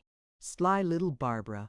When the first transports of the whole party had subsided, and Kit and his mother, and Barbara and her mother, with little Jacob and the baby to boot, had had their suppers together, which there was no hurrying over, for they were going to stop there all night, Mr. Garland called Kit to him, and taking him into a room where they could be alone, told him that he had something yet to say which would surprise him greatly. Kit looked so anxious, and turned so pale on hearing this, that the old gentleman hastened to add he would be agreeably surprised, and asked him if he would be ready next morning for a journey. "For a journey, sir?" cried Kit. "In company with me and my friend in the next room. Can you guess its purpose?" Kit turned paler yet and shook his head. "Oh, yes, I think you do already," said his master. "Try." Kit murmured something rather rambling and unintelligible, but he plainly pronounced the words Miss Nell 3 or 4 times, shaking his head while he did so, as if he would add that there was no hope of that. But Mr. Garland, instead of saying try again, as Kit had made sure he would, told him very seriously that he had guessed right. The place of their retreat is indeed discovered, he said, at last, and that is our journey's end.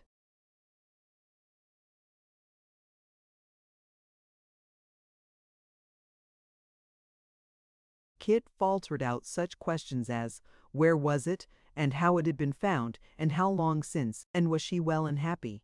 Happy she is, beyond all doubt, said Mr. Garland.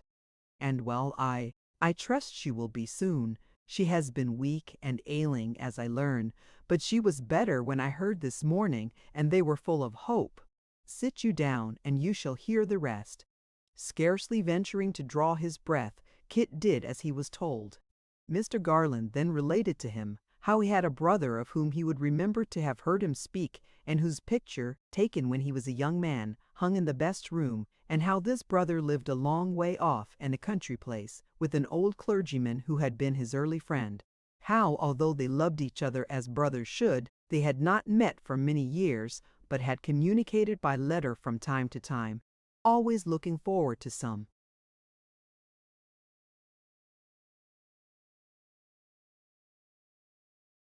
period when they would take each other by the hand once more, and still letting the present time steal on, as it was the habit for men to do, and suffering the future to melt into the past. How this brother, whose temper was very mild and quiet and retiring such as Mr. Abel's, was greatly beloved by the simple people among whom he dwelt, who quite revered the bachelor, for so they called him, and had everyone experienced his charity and benevolence. How even those slight circumstances had come to his knowledge very slowly and in course of years. For the bachelor was one of those whose goodness shuns the light, and who have more pleasure in discovering and extolling the good deeds of others than in trumpeting their own, be they never so commendable.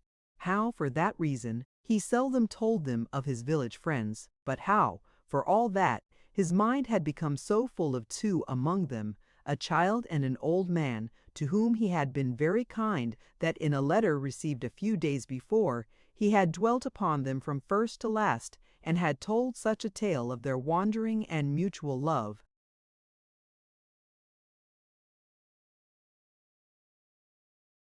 that few could read it without being moved to tears. How he, the recipient of that letter, was directly led to the belief that these must be the very wanderers for whom so much search had been made, and whom heaven had directed to his brother's care. How he had written for such further information as would put the fact beyond all doubt, how it had that morning arrived, had confirmed his first impression into a certainty, and was the immediate cause of that journey being planned which they were to take tomorrow. In the meantime, said the old gentleman, rising and laying his hand on Kit's shoulder, you have a great need of rest, for such a day as this would wear out the strongest man. Good night, and heaven send our journey may have a prosperous ending.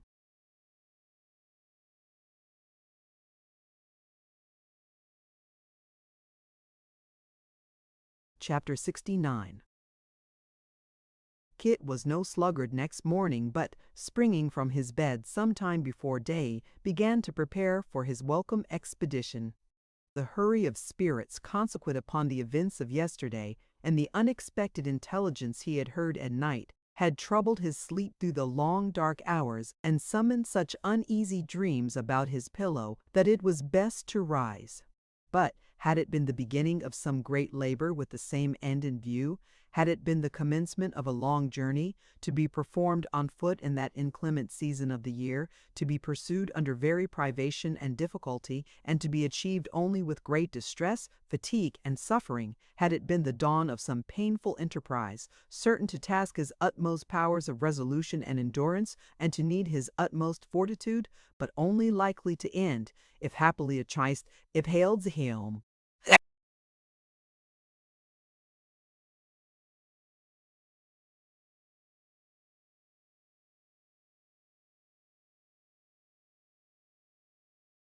Nor was he alone excited and eager, before he had been up a quarter of an hour, the whole house were astir and busy.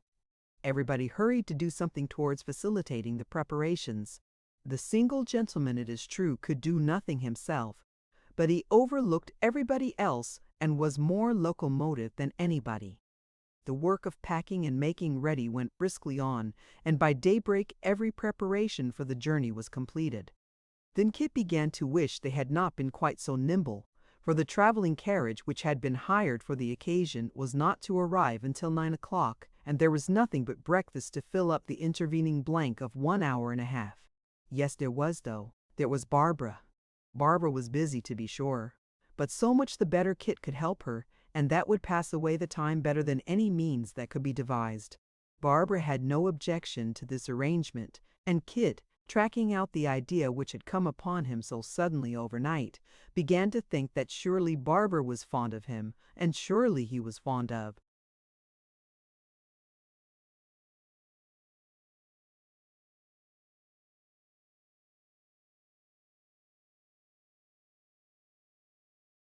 Barbara. Now Barbara, if the truth must be told as it must and ought to be, Barbara seemed, of all the little household, to take least pleasure in the bustle of the occasion, and when Kit, in the openness of his heart, told her how glad and overjoyed it made him, Barbara became more downcast still, and seemed to have even less pleasure in it than before. "You have not been home so long, Christopher," said Barbara, and it is impossible to tell how carelessly she said it. "You have not been home so long that you need to be glad to go away again, I should think." "But for such a purpose," returned Kit, "to bring back Miss Nell, to see her again. Only think of that.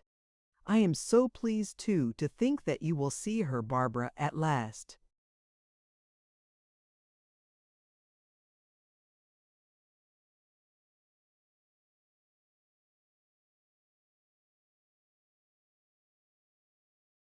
Barbara did not absolutely say that she felt no gratification on this point, but she expressed the sentiment so plainly by one little toss of her head that Kit was quite disconcerted and wondered in his simplicity why she was so cool about it. "You'll say she has the sweetest and beautifulest face you ever saw, I know," said Kit, rubbing his hands. "I'm sure you'll say that." Barbara tossed her head again. "What's the matter, Barbara?" said Kit. "Nothing," cried Barbara. And Barbara pouted, not sulkily or in an ugly manner, but just enough to make her look more cherry-lipped than ever. There is no school in which a pupil gets on so fast as that in which Kit became a scholar when he gave Barbara the kiss. He saw what Barbara meant now he had his lesson by heart all at once. She was the book there. It was before him, as plain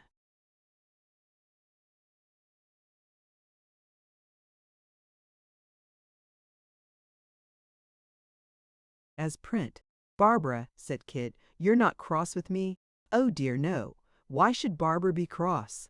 And what right had she to be cross? And what did it matter whether she was cross or not? Who minded her?" "Why, I do," said Kit. "Of course I do." Barbara didn't see why it was of course at all. Kit was sure she must. Would she think again? Certainly, Barbara would think again. No, she didn't see why it was of course. She didn't understand what Christopher meant. And besides, she was sure they wanted her upstairs by this time, and she must go indeed. "No, but Barbara," said Kit, detaining her gently, "let us part friends. I was always thinking of you in my troubles. I should have been a great deal more miserable than I was if it hadn't been for you." Goodness gracious, how pretty Barbara was when she colored and when she trembled, like a little shrinking bird. "I am telling you the truth, Barbara, upon my word, but not half so strong as I could wish," said Kit. "When I want you to be pleased to see Miss Nell, it's only because I like you to be pleased with what pleases me. That's all. As to her, Barbara, I think I could almost die to do her service, but you would think so too, if you knew her as I do." "I am sure you would." Barbara was touched, and sorry to have appeared indifferent. "I have been used, you see," said Kit, "to talk and think of her, almost as if she was an angel. When I look forward to meeting her again, I think of her smiling as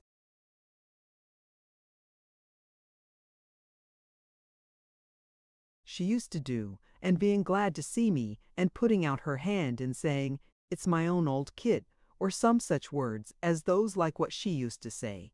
I think of seeing her happy, and with friends about her, and brought up as she deserves and as she ought to be. When I think of myself, it's as her old servant and one that loved her dearly, as his kind, good, gentle mistress, and who would have gone yes and still would go through any harm to serve her. Once I couldn't help being afraid that if she came back with friends about her she might forget or be ashamed of having known. A humble lad like me, and so might speak coldly, which would have cut me, Barbara, deeper than I can tell. But when I came to think again, I felt sure that I was doing her wrong in this, and so I went on, as I did at first, hoping to see her once more, just as she used to be. Hoping this, and remembering what she was, has made me feel as if I would always try to please her, and always be what I should like to seem to her, if I was still her servant. If I'm the better for that, and I don't think I'm the worse, I am grateful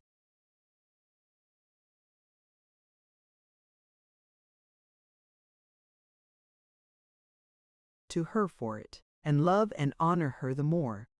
That's the plain, honest truth, dear Barbara. Upon my word it is.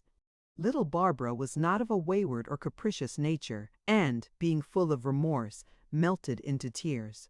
To what more conversation this might have led, we need not stop to inquire, for the wheels of the carriage were heard at that moment, and, being followed by a smart ring at the garden gate, caused the bustle in the house, which had laid dormant for a short time, to burst again into tenfold life and vigor.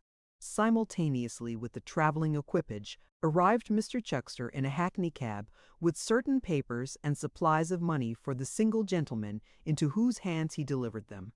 This duty discharged, he subsided into the bosom of the family, and entertaining himself with a strolling or peripatetic breakfast, watched with genteel indifference the process of loading the carriage.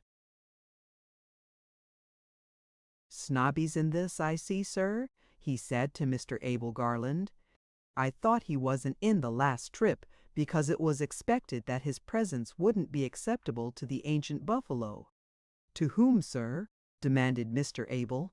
"To the old gentleman," returned Mr. Chuckster, slightly abashed. "Our client prefers to take him now," said Mr. Abel dryly. "There is no longer any need for that precaution, as my father's relationship to a gentleman in whom the objects of his search have full confidence will be a sufficient guarantee for the friendly nature of their errand." "Ah," thought Mr. Chuckster, looking out of window, "anybody but me. Snobby before me, of course." He didn't happen to take that particular £5 note, but I have not the smallest doubt that he's always up to something of that sort. I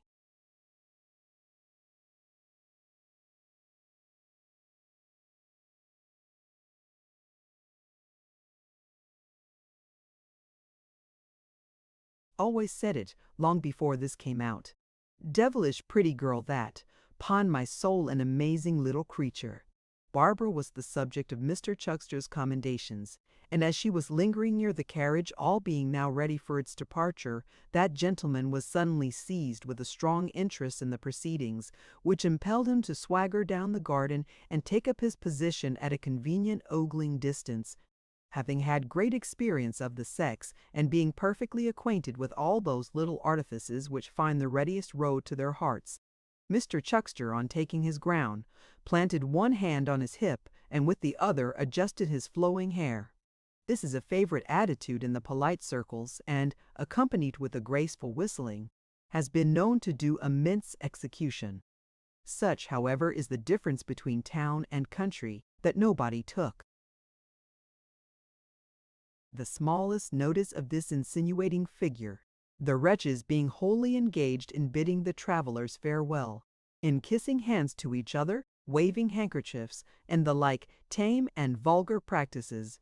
For now the single gentleman and Mr. Garland were in the carriage, and the postboy was in the saddle, and Kit, well wrapped and muffled up, was in the rumble behind, and Mrs. Garland was there, and Mr. Abel was there, and Kit's mother was there, and little Jacob was there, and Barbara's mother was visible in remote perspective, nursing the ever-wakeful baby, and all were nodding, curtsaying, or crying out, "Goodbye," with all the energy they could express.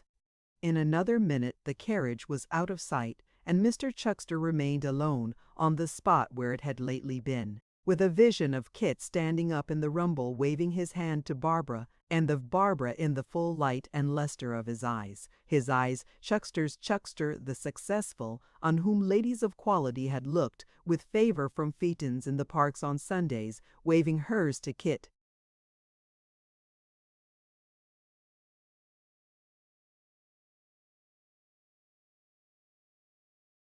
How Mr. Chuckster, entranced by this monstrous fact, stood for some time rooted to the earth, protesting within himself that Kit was the prince of felonious characters, and very emperor or great mogul of snobs, and how he clearly traced this revolting circumstance back to that old villainy of the shilling, are matters foreign to our purpose, which is to track the rolling wheels and bear the travelers company on their cold, bleak journey. It was a bitter day. A keen wind was blowing, and rushed against them fiercely, bleaching the hard ground, shaking the white frost from the trees and hedges, and whirling it away like dust. But little cared Kit for weather. There was a freedom and freshness in the wind, as it came howling by, which, let it cut never so sharp, was welcome, as it swept on with its cloud of frost, bearing down the dry twigs and boughs and withered leaves, and carrying them away pell-mell. It seemed as though some general sympathy had got abroad, and everything was in a hurry, like themselves. The harder the gusts, the better progress they appeared.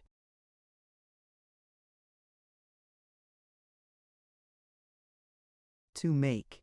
It was a good thing to go struggling and fighting forward, vanquishing them one by one, to watch them driving up, gathering strength and fury as they came along, to bend for a moment as they whistled past, and then to look back and see them speed away, their hoarse noise dying in the distance, and the stout trees cowering down before them. All day long it blew without cessation. The night was clear and starlit, but the wind had not fallen and the cold was piercing. Sometimes towards the end of a long stage Kit could not help wishing it were a little warmer, but when they stopped to change horses, and he had had a good run, and what with that, and the bustle of paying the old postilion, and rousing the new one, and running to and fro again until the horses were put to, he was so warm that the blood tingled and smarted in his fingers' ends. Then he felt as if to have it 1 degree less cold would be to lose half the delight and glory of the journey. And up he jumped again, right surely thing them.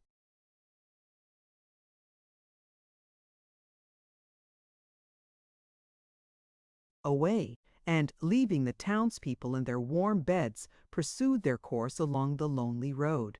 Meantime the 2 gentlemen inside, who were little disposed to sleep, beguiled the time with conversation. As both were anxious and expectant, it naturally turned upon the subject of their expedition, on the manner in which it had been brought about, and on the hopes and fears they entertained respecting it. Of the former they had many, of the latter few none, perhaps beyond that indefinable uneasiness which is inseparable from suddenly awakened hope and protracted expectation. In one of the pauses of their discourse, and when half the night had worn away, the single gentleman, who had gradually become more and more silent and thoughtful, turned to his companion and said abruptly, "Are you a good listener?"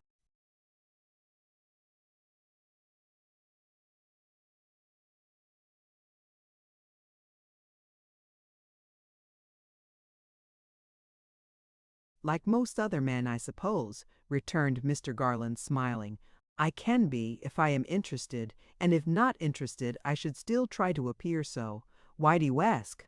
"I have a short narrative on my lips," rejoined his friend, "and will try you with it. It is very brief."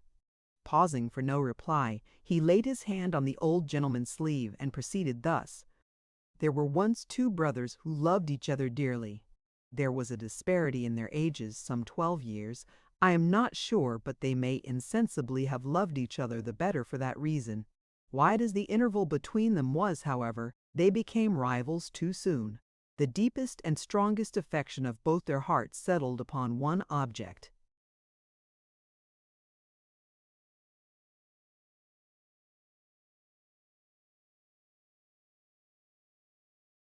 The youngest there were reasons for his being sensitive and watchful was the first to find this out. I will not tell you what misery he underwent, what agony of soul he knew, how great his mental struggle was. He had been a sickly child. His brother, patient and considerate in the midst of his own high health and strength, had many and many a day denied himself the sports he loved. To sit beside his couch, telling him old stories till his pale face lighted up with an unwonted glow, to carry him in his arms to some green spot where he could tend the poor pensive boy as he looked upon the bright summer day and saw all nature healthy, but himself, to be in any way his fond and faithful nurse. I may not dwell on all he did to make the poor weak creature love him, or my tale would have no end. But when the time of trial came, the younger brother's heart was full of those old days. Heaven strengthened it to repay the sacrifices of inconsiderate youth by one of thoughtful manhood. He left his brother to be happy. The truth never passed his lips, and he quitted the country, hoping to die.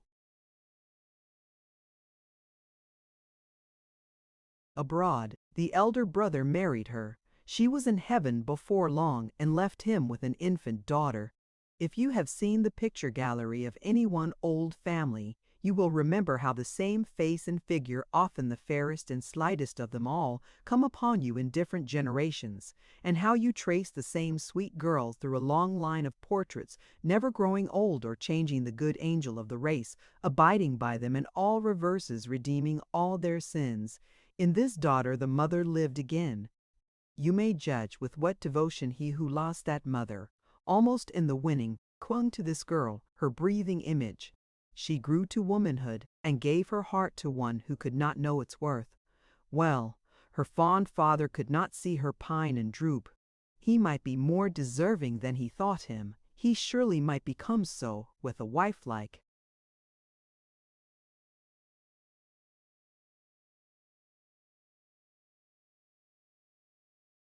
her. He joined their hands, and they were married.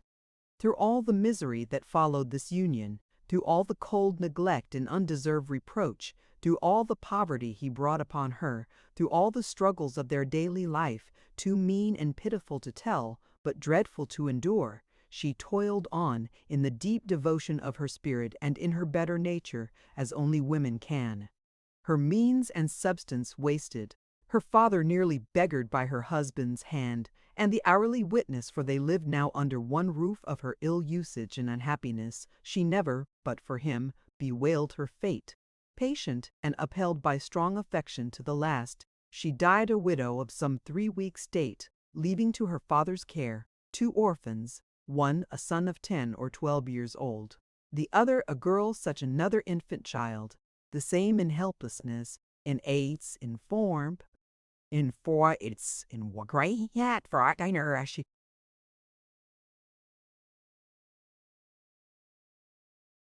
The elder brother, grandfather to these 2 children, was now a broken man, crushed and borne down, less by the weight of years than by the heavy hand of sorrow. With the wreck of his possessions, he began the trade in pictures first, and then in curious ancient things. He had entertained a fondness for such matters from a boy, and the tastes he had cultivated were now to yield him an anxious and precarious subsistence. The boy grew like his father in mind and person, the girl so like her mother, that when the old man had her on his knee and looked into her mild blue eyes, he felt as if awakening from a wretched dream, and his daughter were a little child again. The wayward boy soon spurned the shelter of his roof and sought associates more congenial to his taste. The old man and the child dwelt alone together. It was then when the love of 2 dead people who had been nearest and dearest to his heart was all transferred to the slight creature, when her face constantly before him reminded him, from hour to hour, of the too early change he had seen in such another, of all the sufferings he had watched and known, and all his child had undergone, when the young man's profligate and hardened course drained him of money as his father's had, and even sometimes occasioned them temporary privation and distress. It was then that there began to beset him, and to be ever in his mind, a gloomy dread of parothed bucking out. He had no thought for himself in this. His fear was for the child. It was a spectre in his house, and haunted him night and day. The younger brother had been a traveler in many countries, and had made his pilgrimage through life alone. His voluntary banishment had been misconstrued, and he had borne not without pain reproach and slight for doing that which had wrung his heart, and cast a mournful shadow on his path. Apart from this, communication between him and the elder was difficult and uncertain, and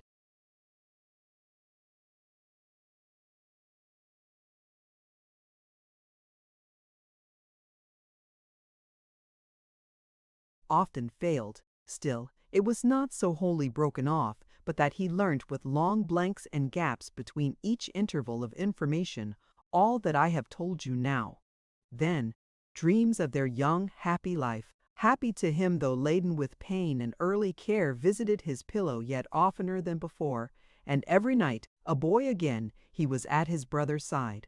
With the utmost speed he could exert, he settled his affairs, converted into money all the goods he had, and with honorable wealth enough for both, with open heart and hand, with limbs that trembled as they bore him on, with emotions such as men can hardly bear and live, arrived one evening at his brother's door. The narrator, whose voice had faltered lately, stopped. "The rest," said Mr. Garland, pressing his hand after a pause, "I know."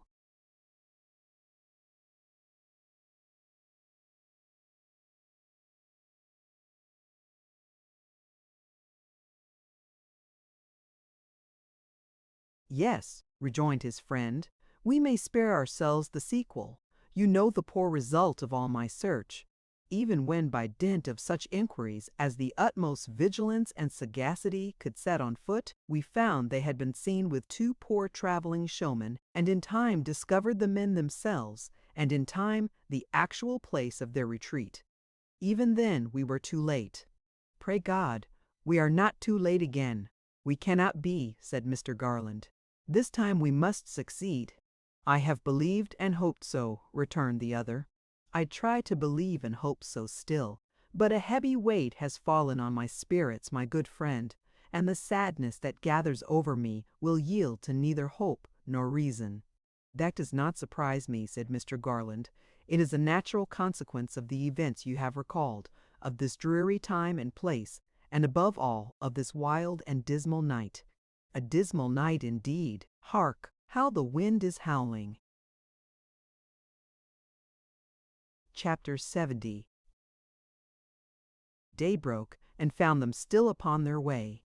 Since leaving home, they had halted here and there for necessary refreshment, and had frequently been delayed, especially in the night time, by waiting for fresh horses. They had made no other stoppages, but the weather continued rough, and the roads were often steep and heavy. It would be night again before they reached their place of destination. Kit, all bluff and hardened with the cold, went on manfully, and, having enough to do to keep his blood circulating, to picture to himself the happy end of this adventurous journey, and to look about him and be amazed at everything, had little spare time for thinking of discomforts. Though his impatience and that of his fellow travelers rapidly increased as the day waned, the hours did not stand still. The short daylight of winter soon faded away, and it was dark again when they had yet many miles to travel.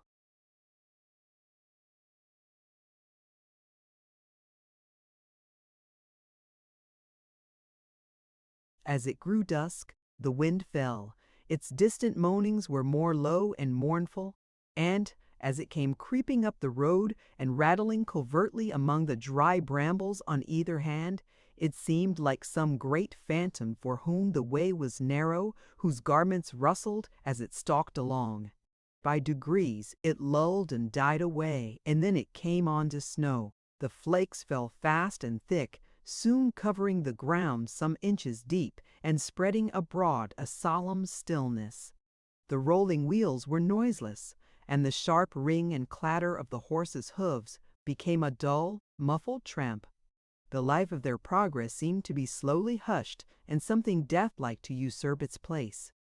Shading his eyes from the falling snow, which froze upon their lashes and obscured his sight, Kit often tried to catch the earliest glimpse of twinkling lights, denoting their approach to some not distant town. He could descry.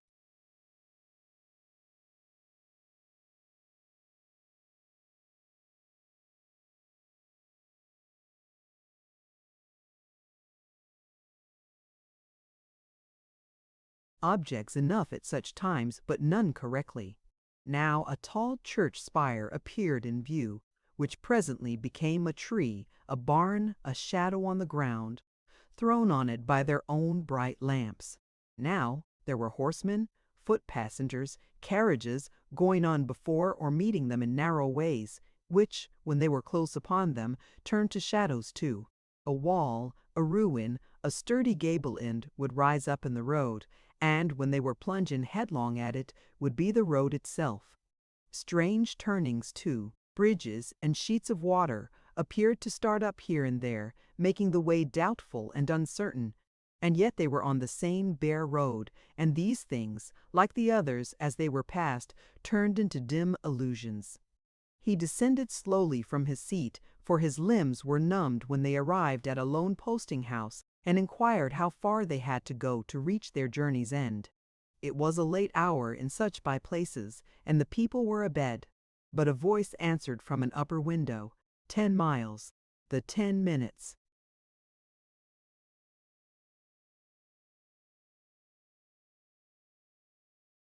That ensued appeared an hour, but at the end of that time, a shivering figure led out the horses they required, and after another brief delay, they were again in motion. It was a cross-country road, full, after the first 3 or 4 miles, of holes and cart ruts, which being covered by the snow, were so many pitfalls to the trembling horses and obliged them to keep a foot-pace. As it was next to impossible for men so much agitated as they were by this time, to sit still and move so slowly, all 3 got out and plodded on behind the carriage. The distance seemed interminable, and the walk was most laborious. As each was thinking within himself that the driver must have lost his way, a church bell, close at hand, struck the hour of midnight, and the carriage stopped. It had moved softly enough, but when it ceased to crunch the snow, the silence was as startling as if some great noise had been replaced by perfect stillness.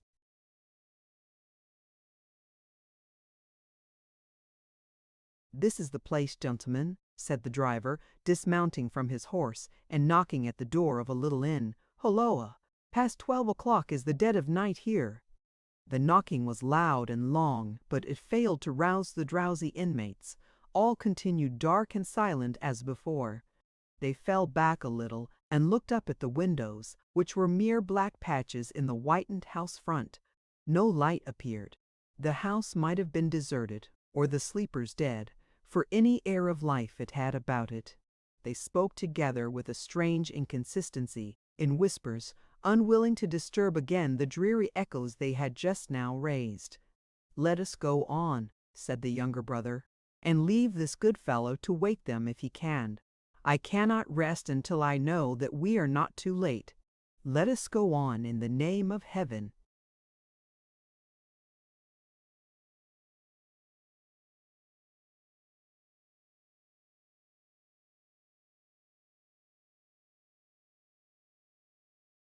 They did so, leaving the postilion to order such accommodation as the house afforded, and to renew his knocking.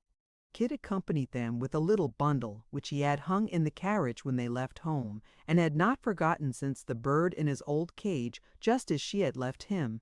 She would be glad to see her bird, he knew. The road wound gently downward. As they proceeded, they lost sight of the church whose clock they had heard, and of the small village clustering round it. The knocking, which was now renewed, and which in that stillness they could plainly hear, troubled them. They wished the man would forbear, or that they had told him not to break the silence until they returned. The old church tower, clad in a ghostly garb of pure cold white, again rose up before them, and a few moments brought them close beside it. A venerable building, gray, even in the midst of the hoary landscape, an ancient sundial on.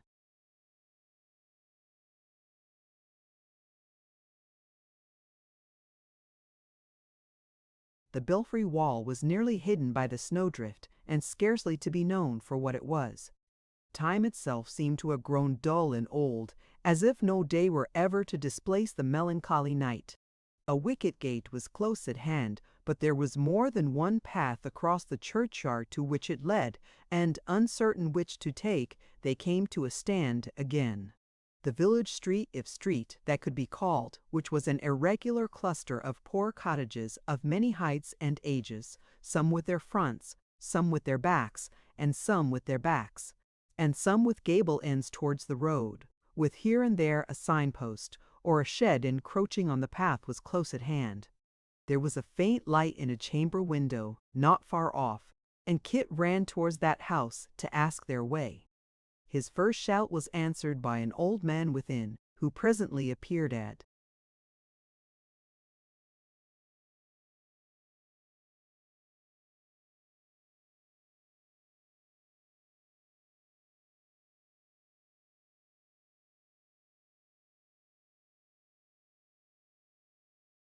the casement, wrapping some garment round his throat as a protection from the cold, and demanded who was abroad at that unseasonable hour, wanting him. "'Tis hard weather this," he grumbled, "and not a night to call me up in. My trade is not of that kind that I need be roused from bed. The business on which folks want me will keep cold, especially at this season. What do you want?" "I would not have roused you if I had known you were old and ill," said Kit. "Old," repeated the other peevishly. "How do you know I am old? Not so old as you think, friend, perhaps. As to being ill, you will find many young people in worse case than I am.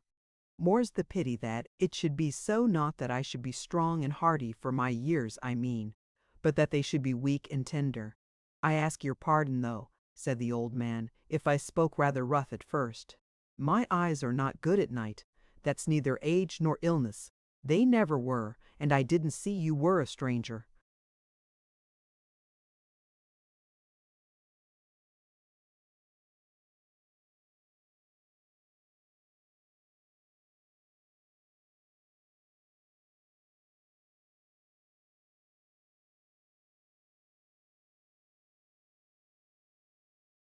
"I am sorry to call you from your bed," said Kit, "but those gentlemen you may see by the churchyard gate are strangers too, who have just arrived from a long journey, and seek the parsonage house. You can direct us?" "I should be able to," answered the old man in a trembling voice, "for, come next summer, I have been sexton here good 50 years. The right-hand path, friend, is the road. There is no ill news for our good gentleman, I hope?" Kit thanked him, and made him a hasty answer in the negative. He was turning back, when his attention was caught by the voice of a child. Looking up, he saw a very little creature at a neighboring window. "What is that?" cried the child earnestly. "Has my dream come true? Pray speak to me, whoever that is, awake and up." "Poor boy," said the sexton, before Kit could answer. "How goes it, darling?"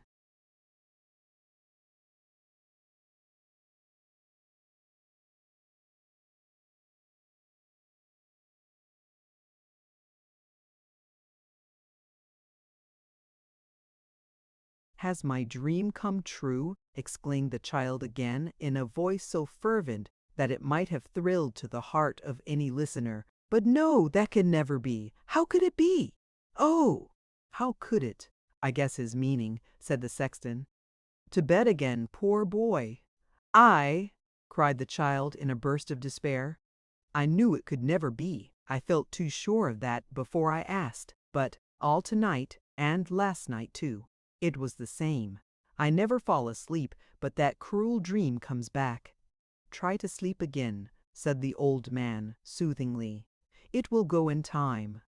"No, no. I would rather that it stayed cruel as it is. I would rather that it stayed," rejoined the child. I am not afraid to have it in my sleep, but I am so sad, so very, very sad." The old man blessed him. The child in tears replied, "Good night," and Kit was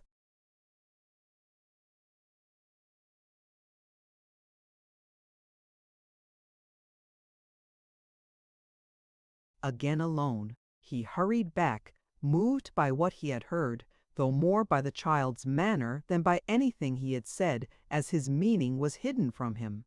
They took the path indicated by the sexton and soon arrived before the parsonage wall. Turning round to look about them when they had got thus far, they saw, among some ruined buildings at a distance, one single solitary light. It shone from what appeared to be an old oriel window, and being surrounded by the deep shadows of overhanging walls, sparkled like a star. Bright and glimmering as the stars above their heads, lonely and motionless as they, it seemed to claim some kindred with the eternal lamps of heaven and to burn in fellowship with them. "What light is that?" said the younger brother.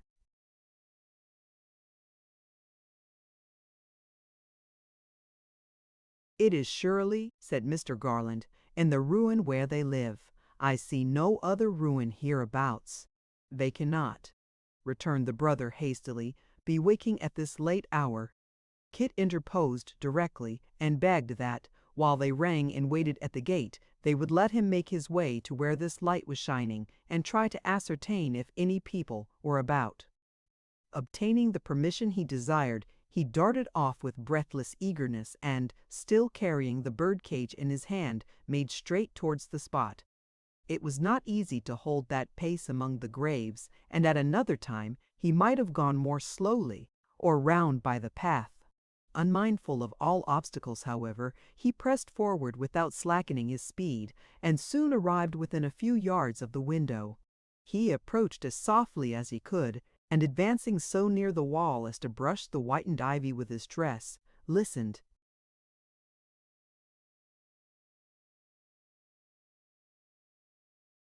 There was no sound inside. The church itself was not more quiet. Touching the glass with his cheek, he listened again.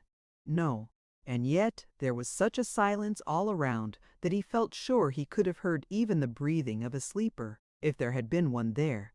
A strange circumstance, a light in such a place at that time of night, with no one near it. A curtain was drawn across the lower portion of the window, and he could not see into the room, but there was no shadow thrown upon it from within. To have gained a footing on the wall and tried to look in from above would have been attended with some danger, certainly with some noise, and the chance of terrifying the child if that really were her habitation. Again and again he listened, again and again the same wearisome blank, leaving the spot with slow and cautious steps, and skirting the ruin for a few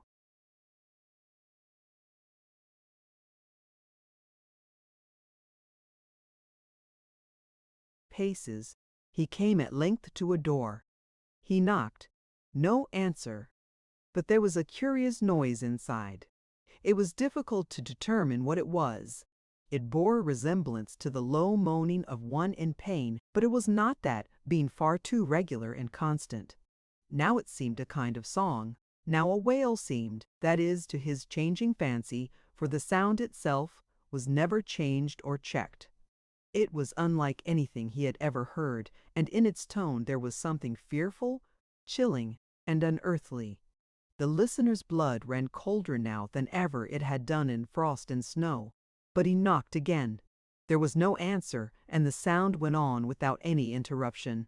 He laid his hand softly upon the latch, and put his knee against the door. It was secured on the inside, but yielded to the pressure, and turned upon its hinges. He saw the glimmering of a fire upon the old walls, and entered.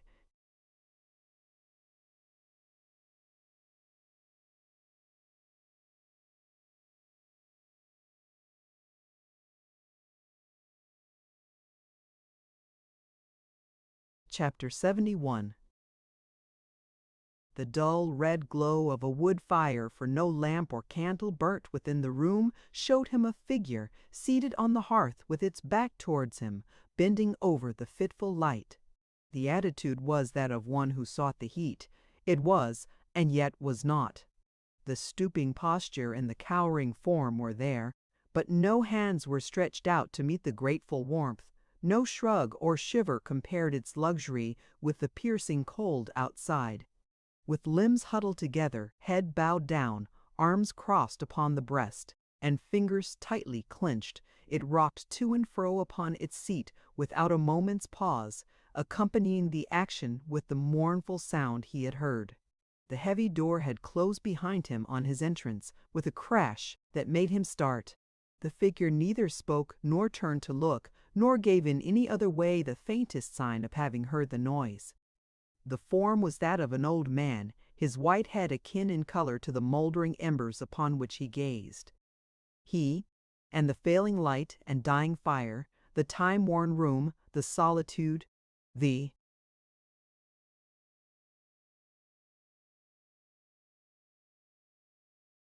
wasted life and gloom were all in fellowship, ashes and dust and ruin. Kit tried to speak and did pronounce some words, though what they were he scarcely knew. Still the same terrible low cry went on. Still the same rocking in the chair, the same stricken figure was there, unchanged and heedless of his presence. He had his hand upon the latch, when something in the form distinctly seen as one log broke and fell, and as it fell, blazed up, arrested it.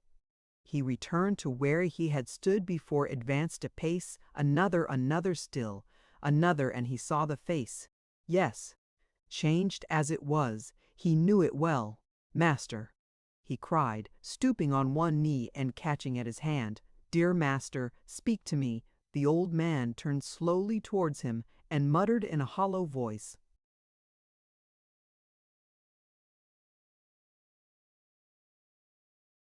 "This is another. How many of these spirits there have been tonight?" "No spirit, master. No one but your old servant." "You know me now, I am sure? Miss Nell, where is she? Where is she?" "They all say that," cried the old man. "They all ask the same question. A spirit. Where is she?" demanded Kit. "Oh, tell me, but that dear master? She is asleep yonder in there." "Thank God, thank God," returned the old man. "I have prayed to him many and many and many a livelong night when she has been asleep, he knows. Hark, did she call? I heard no voice."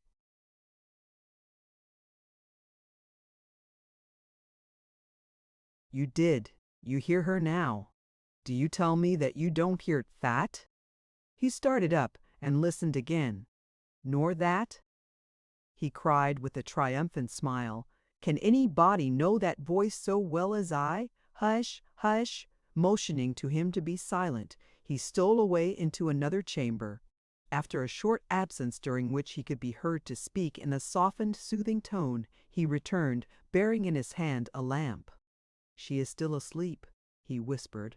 "You are right. She did not call unless she did so in her slumber. She has called to me in her sleep before now, sir, as I have sat by, watching.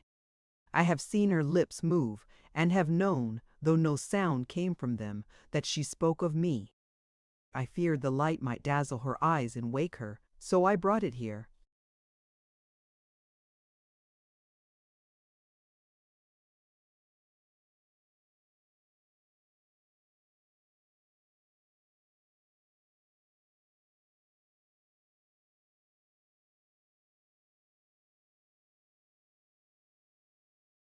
He spoke rather to himself than to the visitor, but when he had put the lamp upon the table, he took it up, as if impelled by some momentary recollection or curiosity, and held it near his face. Then, as if forgetting his motive in the very action, he turned away and put it down again. "She is sleeping soundly," he said, "but no wonder. Angel hands have strewn the ground deep with snow, that the lightest footstep may be lighter yet. And the very birds are dead, that they may not wake her. She used to feed them, sir. Though never so cold and hungry, the timid things would fly from us. They never flew from her." Again he stopped to listen, and scarcely drawing breath, listened for a long, long time. That fancy past, he opened an old chest, took out some clothes as fondly as if they had been living things, and began to smooth and brush them with his hand.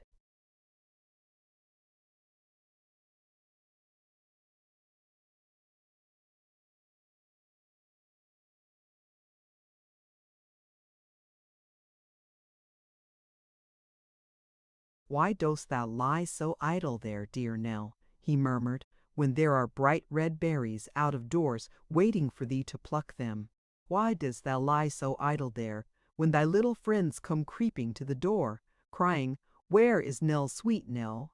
and sob and weep because they do not see thee?" She was always gentle with children. The wildest would do her bidding. She had a tender way with them, indeed she had. Kit had no power to speak. His eyes were filled with tears. "Her little homely dress, her favorite!" cried the old man, pressing it to his breast and patting it with his shriveled hand. "She will miss it when she wakes.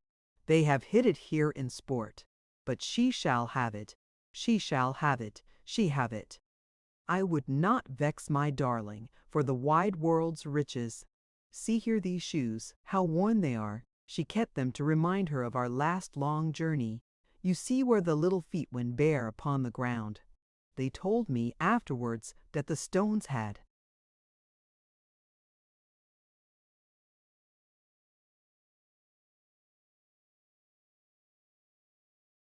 cut and bruised them. She never told me that. No, no, God bless her. And I have remembered since, she walked behind me, sir, that I might not see how lame she was, but yet she had my hand in hers and seemed to lead me still." He pressed them to his lips, and having carefully put them back again, went on communing with himself, looking wistfully from time to time towards the chamber he had lately visited. She was not wont to be a lie abed, but she was well then. We must have patience. When she is well again, she will rise early, as she used to do, and ramble abroad in the healthy morning time.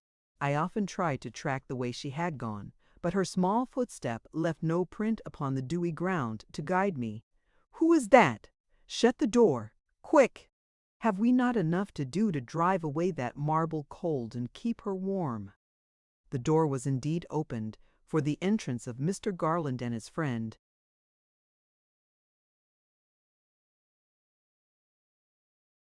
accompanied by two other persons. These were the schoolmaster and the bachelor. The former held a light in his hand. He had, it seemed, but gone to his own cottage to replenish the exhausted lamp at the moment when Kit came up and found the old man alone. He softened again at sight of these two friends, and, laying aside the angry manner, if to anything so feeble and so sad the term can be applied in which he had spoken when the door opened, resumed his former seat, and subsided, by little and little, into the old action and the old, dull, wandering sound. Of the strangers he took no heed whatever. He had seen them, but appeared quite incapable of interest or curiosity. The younger brother stood apart. The bachelor drew a chair towards the old man and sat down close beside him. After a long silence, he ventured to speak. "Another night, and not in bed," he said softly. "I hoped you would be more."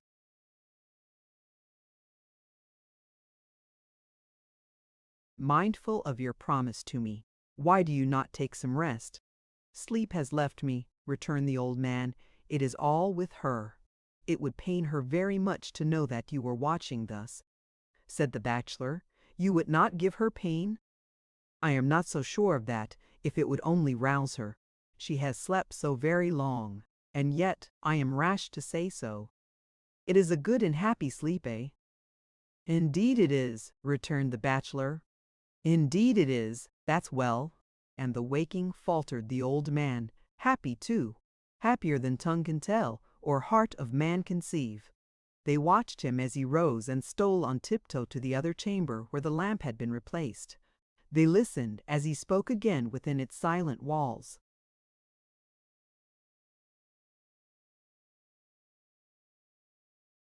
They looked into the faces of each other, and no man's cheek was free from tears. He came back, whispering that she was still asleep, but that he thought she had moved. It was her hand. He said a little, a very, very little, but he was pretty sure she had moved it, perhaps in seeking his. He had known her do that before now, though in the deepest sleep the while. And when he had said this, he dropped into his chair again, and clasping his hands above his head, uttered a cry never to be forgotten. The poor schoolmaster motioned to the bachelor that he would come on the other side and speak to him. They gently unlocked his fingers, which he had twisted in his gray hair, and pressed them in their own. "He will hear me," said the schoolmaster, "I am sure. He will hear either me or you if we beseech him. She would at all times." "I will hear any voice she liked to hear," cried the old man. "I love all she loved."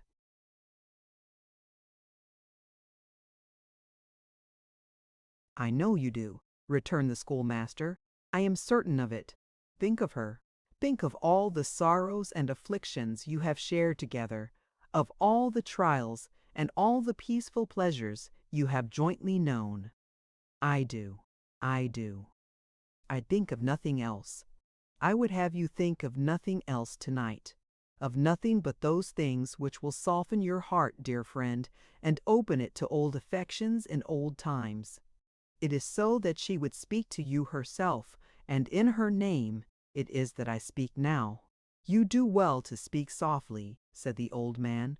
"We will not wake her. I should be glad to see her eyes again, and to see her smile. There is a smile upon her young face now, but it is fixed and changeless. I would have it come and go. That shall be in heaven's good time. We will not wake her."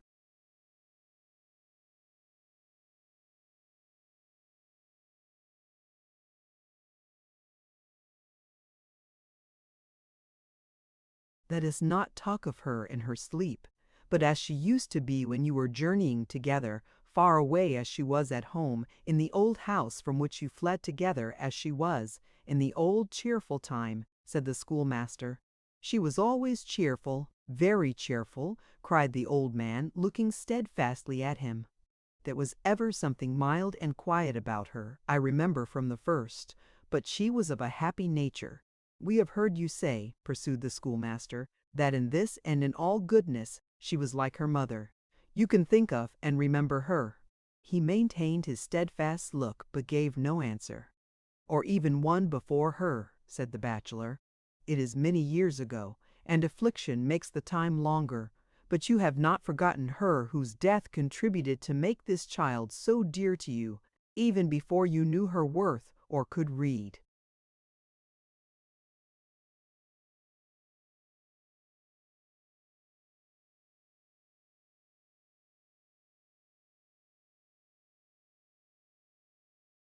Her heart? Say that you could carry back your thoughts to very distant days, to the time of your early life, when, unlike this fair flower, you did not pass your youth alone. Say that you could remember, long ago, another child who loved you dearly, you being but a child yourself. Say that you had a brother, long forgotten, long unseen, long separated from you, who now, at last, in your utmost need, came back to comfort and console you, to be to you what you were once to him," cried the younger, falling on his knee before him. "To repay your old affection, brother dear, by constant care, solicitude, and love. To be at your right hand what he has never ceased to be when oceans rolled between us, to call to witness his unchanged true love, and mine in the happiness of daisies. Give me but one word of recognition, brother, and never, no never, in the brightest moment of our youngest days, when, poor silly boys, we thought to pass our lives together, have we been half as dear and precious to each other as we shall be from this time."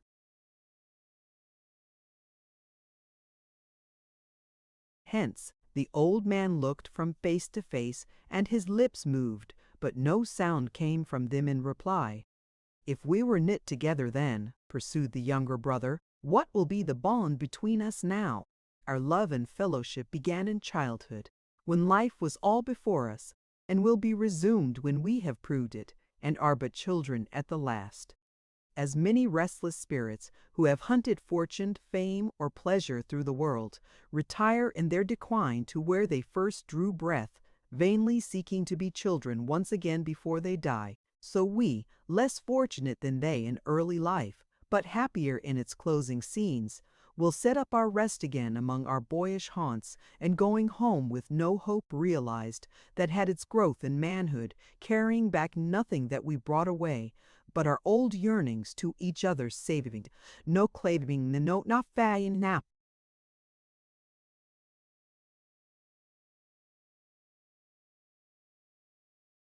That which first endeared it may be, indeed, but children as at first. And even, he added in an altered voice, even if what I dread to name has come to pass, even if that be so, or is to be which heaven forbid and spare us.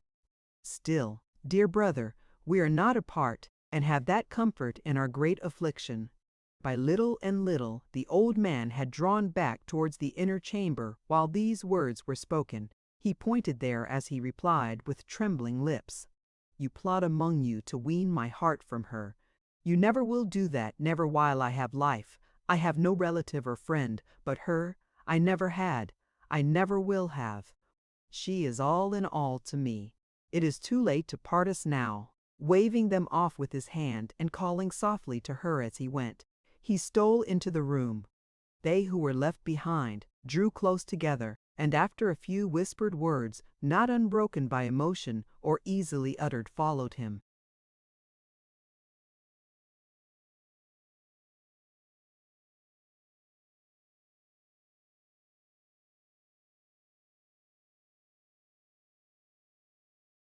They moved so gently that their footsteps made no noise, but there were sobs from among the group, and sounds of grief and mourning. For she was dead. There, upon her little bed, she lay at rest. The solemn stillness was no marvel now. She was dead. No sleep. So beautiful and calm, so free from trace of pain, so fair to look upon. She seemed a creature fresh from the hand of God, and waiting for the breath of life, not one who had lived and suffered death. Her couch was dressed with here and there some winter berries and green leaves gathered in a spot she had been used to favor. "When I die, put near me something that has loved the light and had the sky above it always." Those were her words. She was dead. Dear, gentle, patient, noble Nell was dead. Her little bird a poor.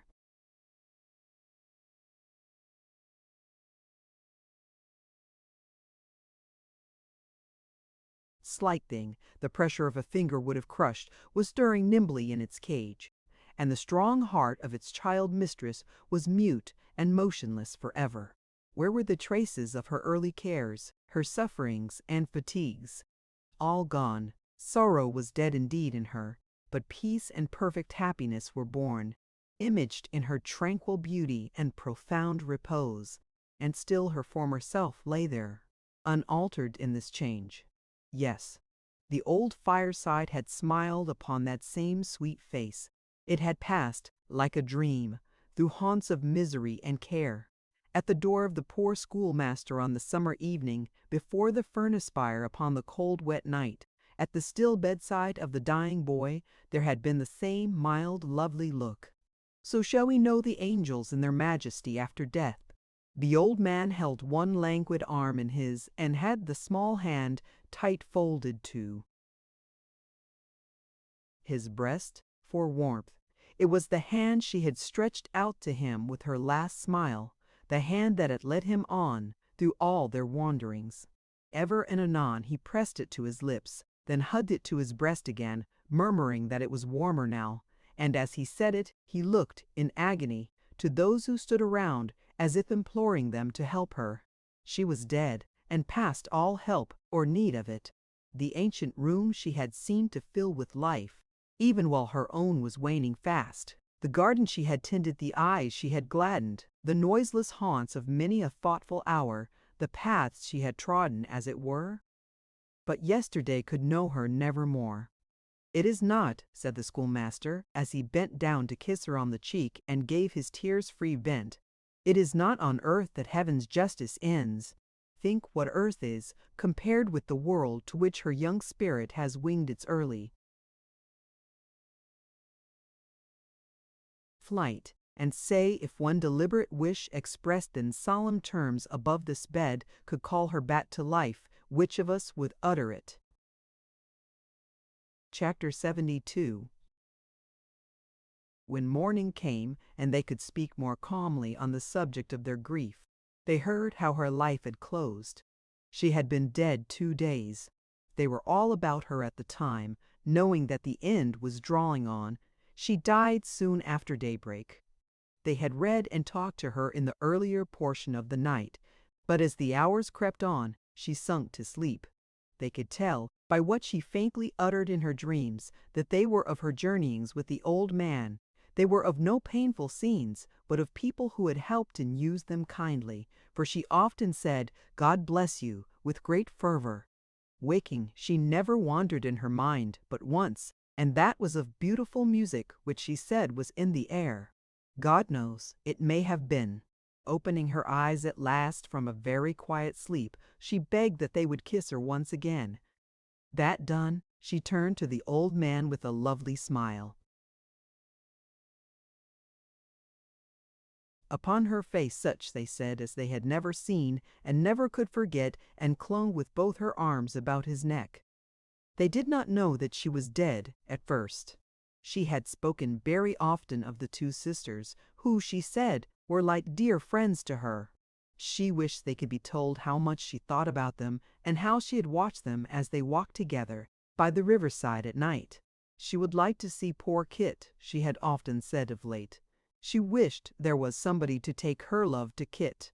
And even then she never thought or spoke about him, but with something of her old, clear, merry laugh.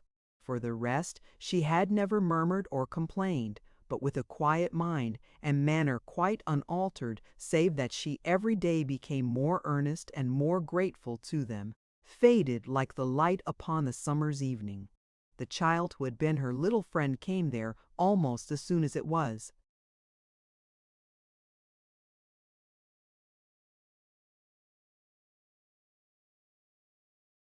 Day with an offering of dried flowers which he begged them to lay upon her breast. It was he who had come to the window overnight and spoken to the sexton, and they saw in the snow traces of small feet, where he had been lingering near the room in which she lay, before he went to bed. He had a fancy, it seemed, that they had left her there alone, and could not bear the thought. He told them of his dream again, and that it was of her being restored to them, just as she used to be. He begged hard to see her, saying that he would be very quiet, and that they need not fear his being alarmed, for he had sat alone by his young brother all day long when he was dead, and had felt glad to be so near him. They let him have his wish, and indeed he kept his word, and was, in his childish way, a lesson to them all. Up to that time the old man had not spoken once, except to her, or stirred from the bedside, but when he saw her little favorite, he was moved as they had.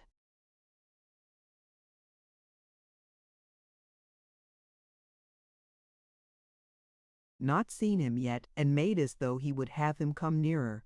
Then, pointing to the bed, he burst into tears for the first time, and they who stood by, knowing that the sight of this child had done him good, left them alone together. Soothing him with his artless talk of her, the child persuaded him to take some rest, to walk abroad, to do almost as he desired him. And when the day came on, which must remove her in her earthly shape from earthly eyes forever, he led him away, that he might not know when she was taken from him. They were to gather fresh leaves and berries for her bed. It was Sunday, a bright, clear, wintry afternoon, and as they traversed the village street, those who were walking in their path drew back to make way for them, and gave them a softened greeting. Some shook the old man kindly by the hand, some stood uncovered while he tottered by, and many cried, "God help him," as he passed along. "Neighbor," said the old man, stopping at the cottage where his young guide's mother dwelt, "how is it that the folks are nearly all in black today? I have seen no mourning ribbon or a piece of crape on almost everyone." She could not tell, the woman said. "Why, you yourself, you wear the color too," he said.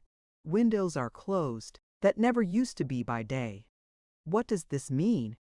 Again the woman said she could not tell. "We must go back," said the old man hurriedly. "We must see what this is." "No, no," cried the child, detaining him. "Remember what you promised. Our way is to the old green lane, where she and I so often were, and where you found us more than once making those garlands for her garden. Do not turn back." "Where is she now?" said the old man. "Tell me that. Do you not know?" returned the child. "Did we not leave her but just now?"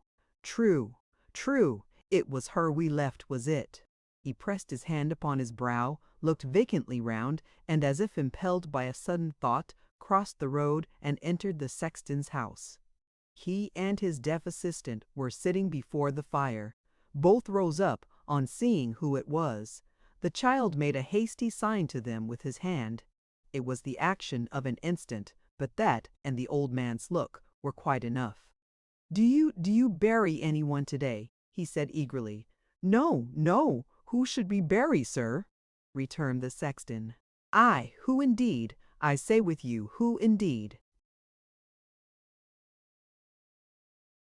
"It is a holiday with us, good sir," returned the sexton mildly. "We have no work to do today." "Why then, I'll go where you will," said the old man, turning to the child. "You're sure of what you tell me? You would not deceive me? I am changed, even in the little time since you last saw me." "Go thy ways with him, sir," cried the sexton, "and heaven be with ye both." "I am quite ready," said the old man, meekly. "Come, boy, come," and so submitted to be led away. And now the bell she had so often heard, by night and day, and listened to with solemn pleasure, almost as a living voice rung its remorseless toll, for her so young, so beautiful, so good.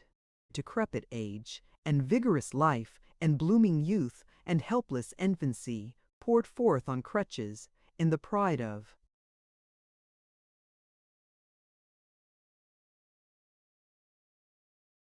strength and health, in the full blush of promise, in the mere dawn of life, to gather round her tomb.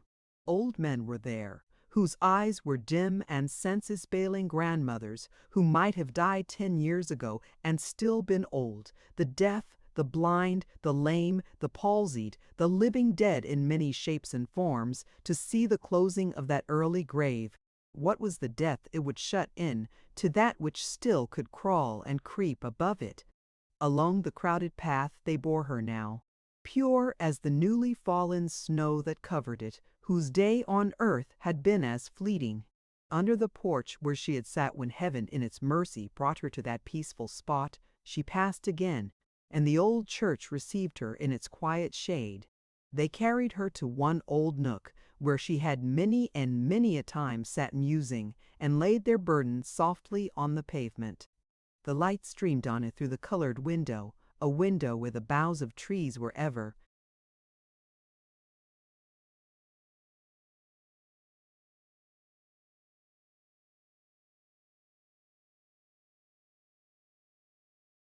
rustling in the summer, and where the birds sang sweetly all day long. With every breath of air that stirred among those branches in the sunshine, some trembling, changing light would fall upon her grave. Earth to earth, ashes to ashes, dust to dust. Many a young hand dropped in its little wreath, many a stifled sob was heard. Some, and they were not a few, knelt down. All were sincere and truthful in their sorrow. The service done, the mourners stood apart, and the villagers closed round to look into the grave before the pavement stone should be replaced. One called to mind how he had seen her sitting on that very spot, and how her book had fallen on her lap, and she was gazing with a pensive face upon the sky. Another told how he had wondered much that one so delicate as she should be so bold, how she had never feared to enter the church alone at night, but had loved to linger there when all was quiet, and even to climb the tower stair with no more light.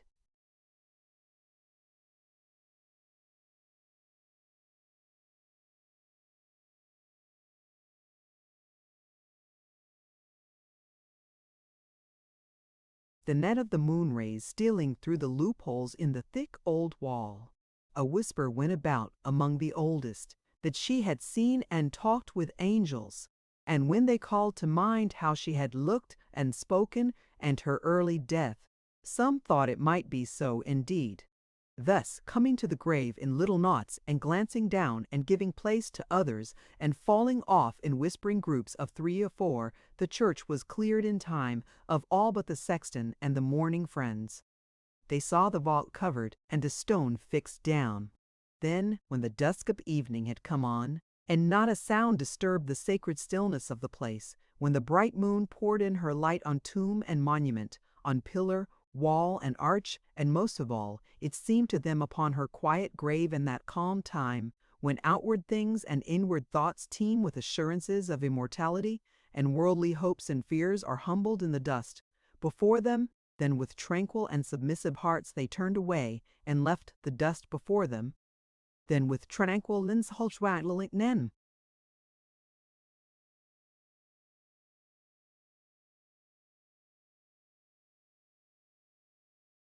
Child with God. Oh! It is hard to take to heart the lesson that such deaths will teach, but let no man reject it, for it is one that all must learn, and is a mighty universal truth. When death strikes down the innocent and young, for every fragile form from which he lets the panting spirit free, 100 virtues rise, in shapes of mercy, charity, and love, to walk the world and bless it. Of every tear that sorrowing mortals shed on such green graves, some good is born, some gentler nature comes. In the destroyer's steps there spring up bright creations that defy his power, and his dark path becomes a way of light to heaven. It was late when the old man came home. The boy had led him to his own dwelling under some pretense on their way back, and, rendered drowsy by his long ramble and late want of rest, he had sunk into a deep sleep by the fireside. He was perfectly exhausted, and they were careful not to rouse him. The slumber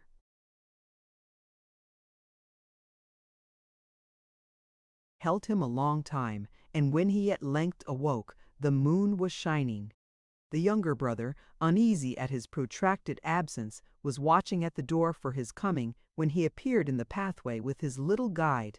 He advanced to meet them, and tenderly obliging the old man to lean upon his arm, conducted him with slow and trembling steps towards the house. He repaired to her chamber, straight. Not finding what he had left there, he returned with distracted looks to the room in which they were assembled. From that, he rushed into the schoolmaster's cottage, calling her name. They followed close upon him, and when he had vainly searched it, brought him home. With such persuasive words as pity and affection could suggest, they prevailed upon him to sit among them and hear what they should tell him. Then endeavoring by every little artifice to prepare his mind for what must come, and dwelling with many fervent words upon the happy lot to which she had been,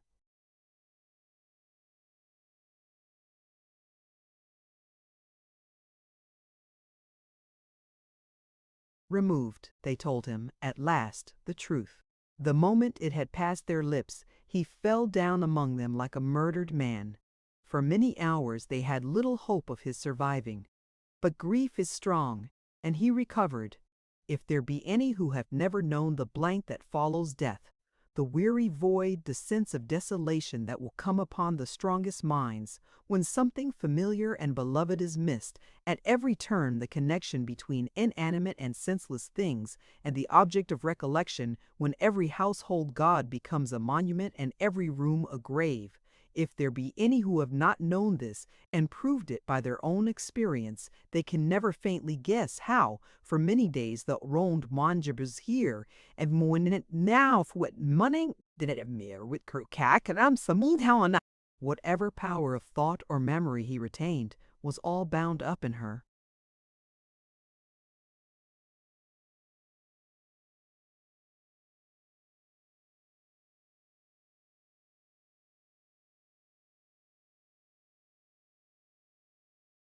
He never understood, or seemed to care to understand, about his brother. To every endearment and attention he continued listless. If they spoke to him on this, or any other theme save one, he would hear them patiently for a while, then turn away and go on seeking as before. On that one theme which was in his and all their minds, it was impossible to touch. Dead! He could not hear or bear the word. The slightest hint of it would throw him into a paroxysm, like that he had had when it was first spoken. In what hope he lived, no man could tell, but that he had some hope of finding her again. Some faint and shadowy hope, deferred from day to day, and making him from day to day more sick and sore at heart, was plain to all. They bethought them of a removal from the scene of this last sorrow, of trying whether change of place would rouse or cheer him. His brother sought the advice of those who were accounted skillful in such matters, and they came and saw him.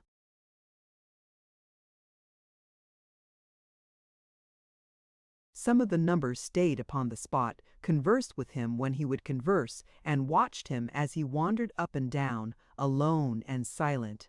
Move him where they might, they said, he would ever seek to get back there. His mind would run upon that spot. If they confined him closely, and kept a strict guard upon him, they might hold him prisoner. But if he could by any means escape, he would surely wander back to that place, or die upon the road. The boy to whom he had submitted at first had no longer any influence with him. At times he would suffer the child to walk by his side, or would even take such notice of his presence as giving him his hand, or would stop to kiss his cheek, or pat him on the head. At other times he would entreat him not unkindly to be gone, and would not brook him near. But whether alone, or with this pliant friend, or with those who would have given him, at any cost or sacrifice, some consolation or some peace of mind, if happily the means could have been devised, he was at all times the same, with no love or care for anything.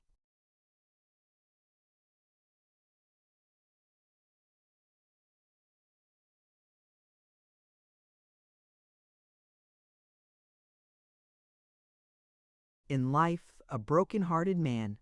At length they found one day that he had risen early, and, with his knapsack on his back, his staff in hand, her own straw hat, and little basket full of such things as she had been used to carry, was gone. As they were making ready to pursue him far and wide, a frightened schoolboy came, who had seen him but a moment before, sitting in the church upon her grave, he said. They hastened there, and going softly to the door, espied him in the attitude of one who waited patiently.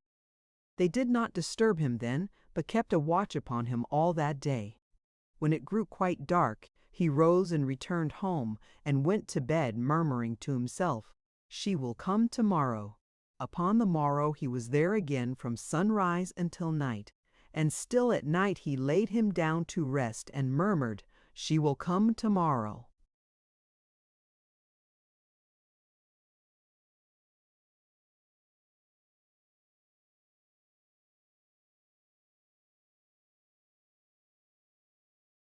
And thenceforth every day and all day long he waited at her grave for her.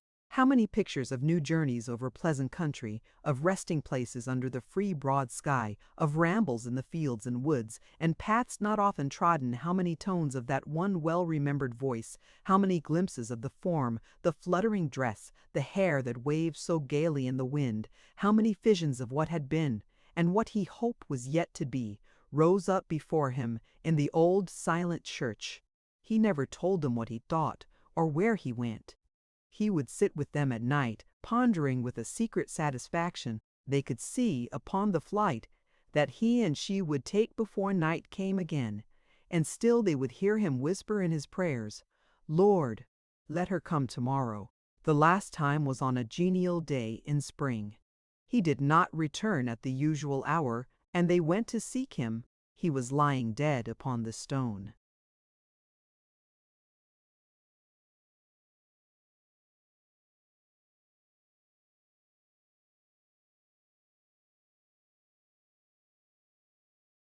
They laid him by the side of her whom he had loved so well, and, in the church where they had often prayed, and mused and lingered hand in hand, the child and the old man slept together.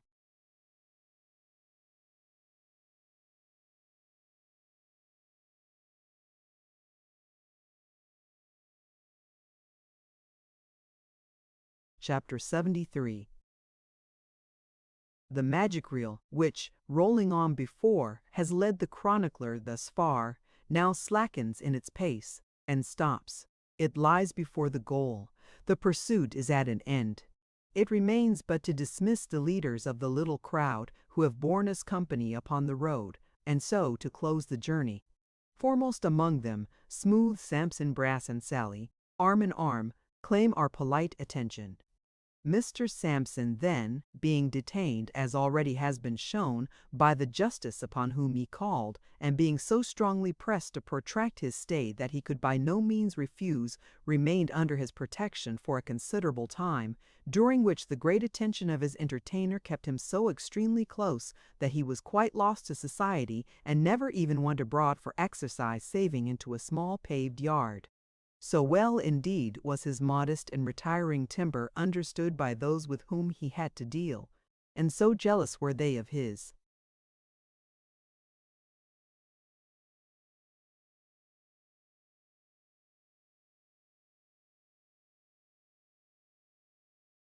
absence that they required a kind of friendly bond to be entered into by two substantial housekeepers in the sum of £1,500 apiece, before they would suffer him to quit their hospitable roof, doubting, it appeared, that he would return, if once let loose, on any other terms. Mr. Brass, struck with the humor of his jest, and carrying out its spirit to the utmost, sought from his wide connection a pair of friends whose joint possessions fell some halfpence short of 15 pence, and proffered them as bail, for that was the merry word agreed upon both sides. These gentlemen being rejected after 24 hours' pleasantry, Mr. Brass consented to remain, and did remain, until a club of choice spirits, called a grand jury who were in the joke, summoned him to a trial before 12 other wags for perjury and fraud, who in their turn found him guilty, with a most facetious joy. Nay, the very populace entered into the whim, and when Mr. Brass was moving in a hackney coach towards the building where these wags assembled, saluted him with rotten eggs of kittens, and fain habite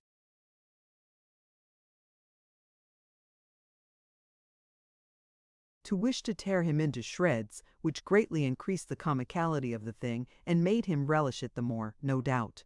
To work this sportive vein still further, Mr. Brass, by his counsel, moved in arrest of judgment that he had been led to criminate himself, by assurances of safety and promises of pardon, and claimed the leniency which the law extends to such confiding natures as are thus deluded.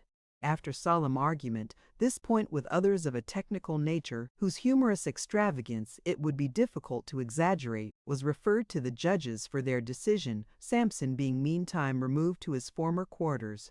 Finally, some of the points were given in Samson's favor, and some against him, and the upshot was that, instead of being desired to travel for a time in foreign parts, he was permitted to grace the mother country under certain insignificant restrictions.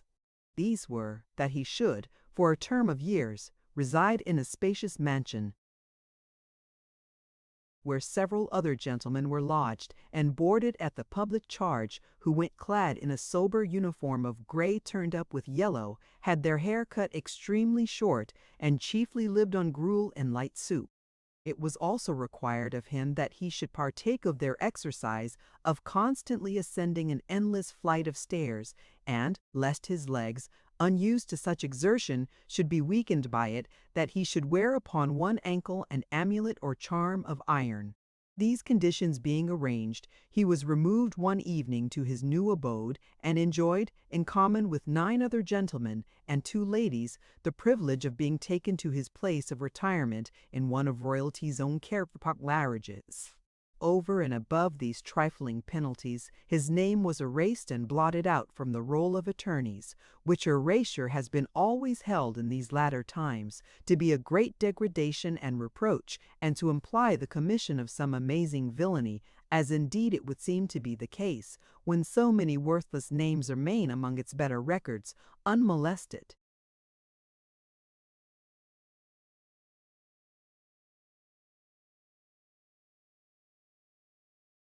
Of Sally Brass, conflicting rumors went abroad. Some said with confidence that she had gone down to the docks in male attire, and had become a female sailor. Others darkly whispered that she had enlisted as a private in the 2nd Regiment of Foot Guards and had been seen in uniform and on duty, to wit, leaning on her musket and looking out of a sentry box in St. James's Park one evening.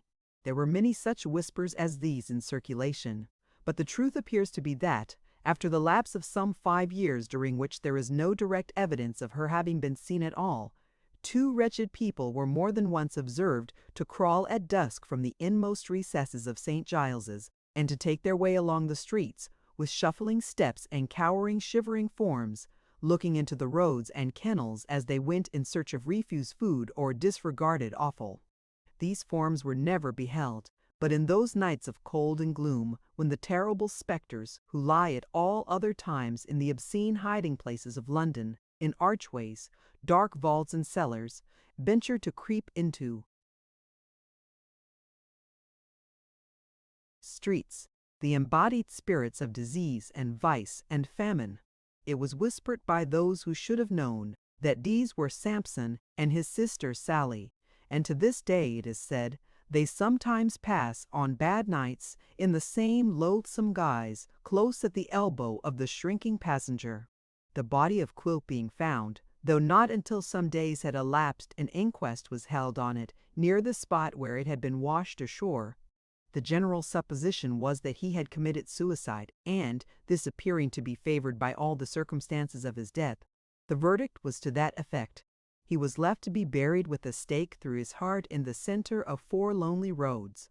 It was rumored afterwards that this horrible and barbarous ceremony had been dispensed with, and that the remains had been secretly given up to Tom Scott. But even here opinion was divided, for some said Tom dug them up at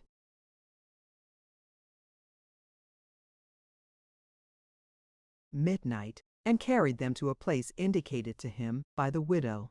It is probable that both these stories may have had their origin in the simple fact of Tom's shedding tears upon the inquest, which he certainly did, extraordinary as it may appear. He manifested, besides, a strong desire to assault the jury, and being restrained and conducted out of court, darkened its only window by standing on his head upon the sill until he was dexterously tilted upon his feet again by a cautious beadle. Being cast upon the world by his master's death, he determined to go through it upon his head and hands, and accordingly began to tumble for his bread. Finding, however, his English birth an insurmountable obstacle to his advancement in this pursuit, notwithstanding that his art was in high repute and favor, he assumed the name of an Italian image lad with whom he had become acquainted, and afterwards tumbled with extraordinary success and to overflowing audiences.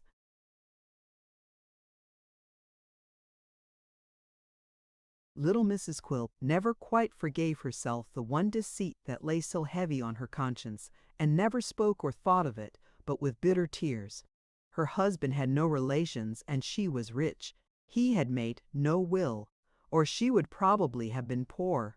Having married the first time at her mother's instigation, she consulted in her second choice nobody but herself. It fell upon a smart young fellow enough, and as he made it a preliminary condition that Mrs. Jinnywin should be thenceforth an out-pensioner, they lived together after marriage with no more than the average amount of quarreling, and led a merry life upon the dead dwarf's money. Mr. and Mrs. Garland and Mr. Abel went out as usual, except that there was a change in their household, as will be seen presently, and in due time the latter went into partnership with his friend the notary, on which occasion there was a dinner and a ball, and great extent of dissipation. Unto this ball there happened to be invited the most bashful young lady that was ever seen, with whom Mr. Dumthial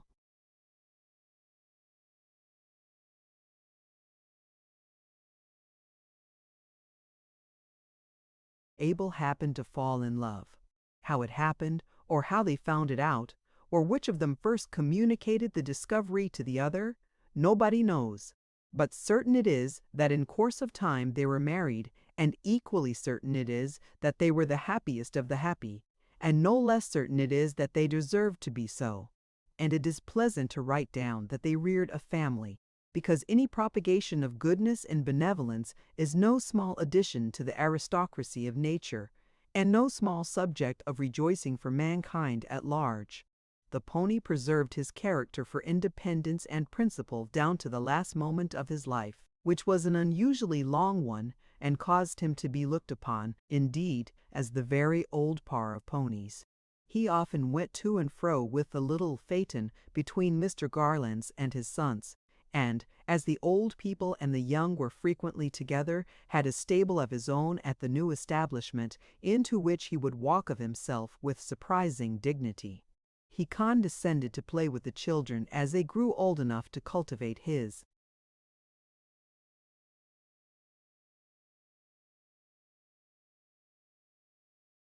friendship, and would run up and down the little paddock with them like a dog, but though he relaxed so far and allowed them such small freedoms as caresses, or even to look at his shoes or hang on by his tail, he never permitted anyone among them to mount his back or drive him, thus showing that even their familiarity must have its limits and that there were points between them far too serious for trifling. He was not unsusceptible of warm attachments in his later life, for when the good bachelor came to live with Mr. Garland upon the clergyman's decease, he conceived a great friendship for him, and amiably submitted to be driven by his hands without the least resistance. He did no work for 2 or 3 years before he died, but lived in clover, and his last act, like a choleric old gentleman, was to kick his doctor. Mr. Swiveller, recovering very slowly from his illness, and entering into the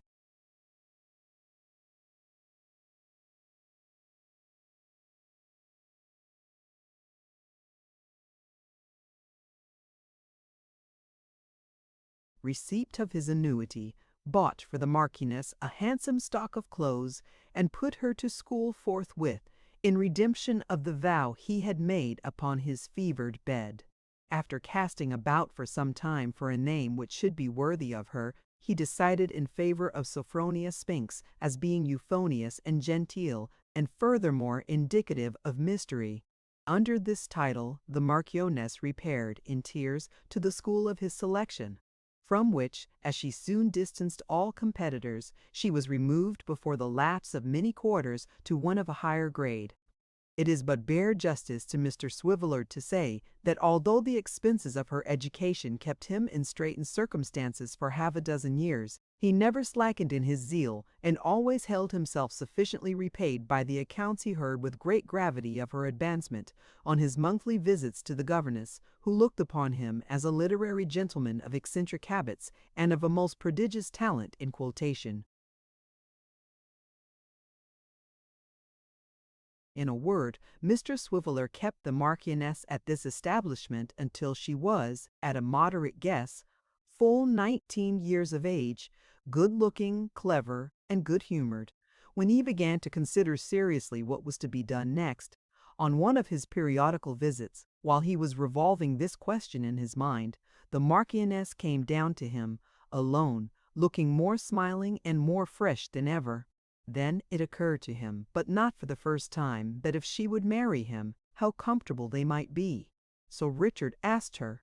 Whatever she said, it wasn't no, and they were married in good earnest that day week, which gave Mr. Swiveller frequent occasion to remark at divers subsequent periods that there had been a young lady saving up for him after all, a little cottage at Hampstead being to let, which had in its garden a smoking-box, the envy of the civilized world. They agreed to become its tenants, and, when the honeymoon was over, entered upon its occupation. To this retreat Mr. Chuckster repaired regularly every Sunday to spend the day usually beginning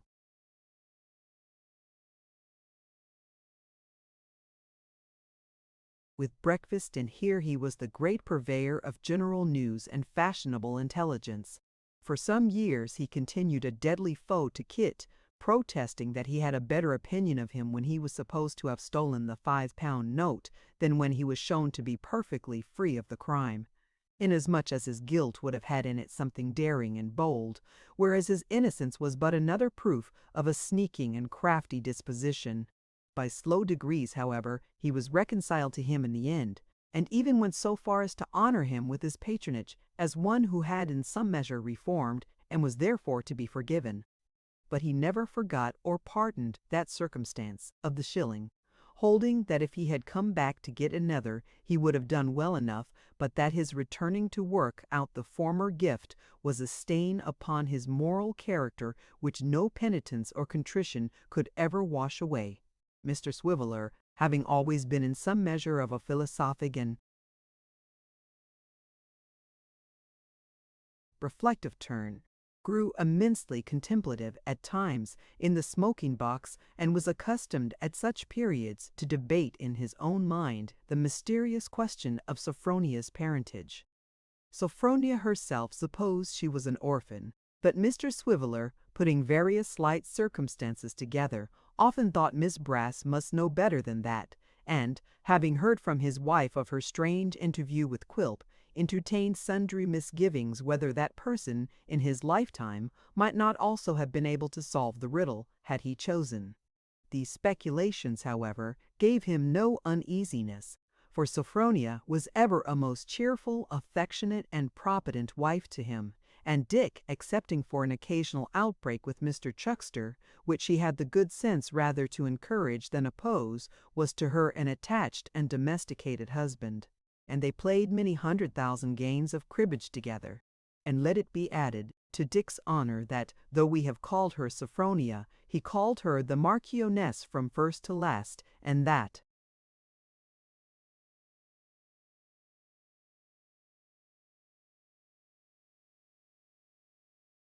upon every anniversary of the day on which he found her in his sick room, Mr. Chuckster came to dinner, and there was great glorification.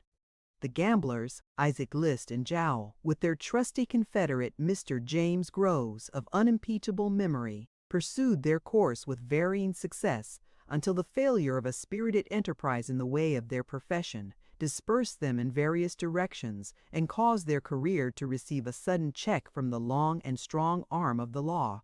This defeat had its origin in the untoward detection of a new associate, young Frederick Trent, who thus became the unconscious instrument of their punishment and his own. For the young man himself, he rioted abroad for a brief term, living by his wits, which means by the abuse of every faculty that worthily employed raises man above the beasts, and so degraded, sinks him far below them. It was not long before his body was recognized by a stranger who chanced to visit that hospital.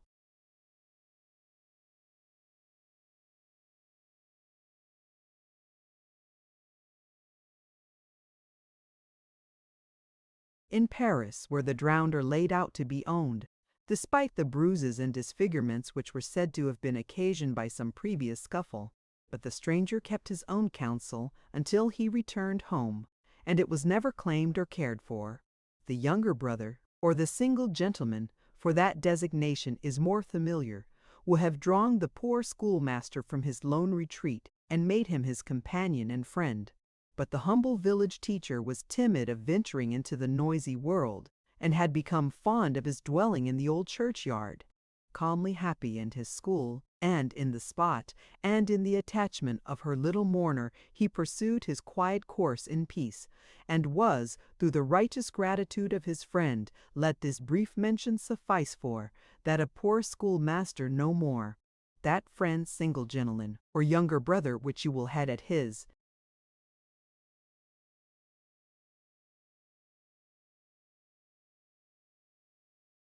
heart a heavy sorrow, but it bred in him no misanthropy or monastic gloom. He went forth into the world, a lover of his kind. For a long, long time, it was his chief delight to travel in the steps of the old man and the child, so far as he could trace them from her last narrative, to halt where they had halted, sympathize where they had suffered, and rejoice where they had been made glad. Those who had been kind to them did not escape his search. The sisters at the school, they who were her friends because themselves so friendless, Mrs. Jarley of the waxwork, Codlin, short he found them all. And trust me, the man who fed the furnace fire was not forgotten. Kit's story having got abroad, raised him up a host of friends, and many offers of friends of provision for his future life. He had no idea at first of ever quitting Mr. Garland's service, but, after serious remonstrance and advice from that gentleman, began to contemplate the possibility of such a change being brought about in time. A good post was procured for him with a rapidity which took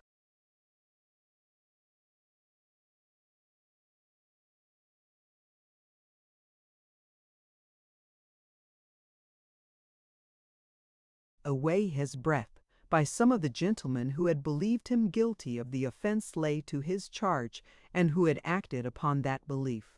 Through the same kind agency, his mother was secured from want and made quite happy. Thus, as Kit often said, his great misfortune turned out to be the source of all his subsequent prosperity. Did Kit live a single man all his days, or did he marry?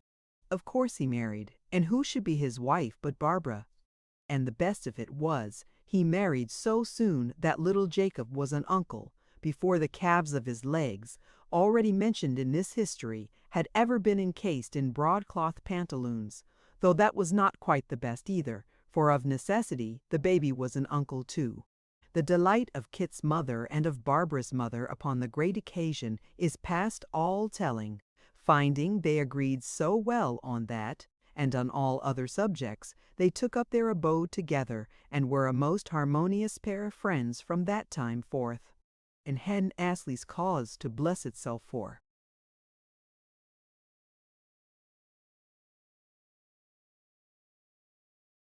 They're all going together once a quarter to the pit, and didn't Kit's mother always say, when they painted the outside, that Kit's last treat had helped to that, and wonder what the manager would feel if he but knew it as they passed his house.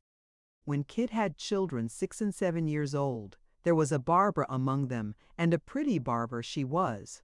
Nor was there wanting an exact facsimile and copy of little Jacob, as he appeared in those remote times when they taught him what oysters meant. Of course there was an Abel, own godson to the Mr. Garland of that name, and there was a Dick whom Mr. Swiveller did especially favor. The little group would often gather round him of a night, and beg him to tell again that story of good Miss Nell who died. This Kit would do, and when they cried to hear it, wishing it longer too, he would teach them how she had gone to heaven, as all good people did, and how, if they were good, like her, they might hope to be there too, one day, and to see and know her as he had done when he was quite a boy. Then he would relate to them how needy he used to be,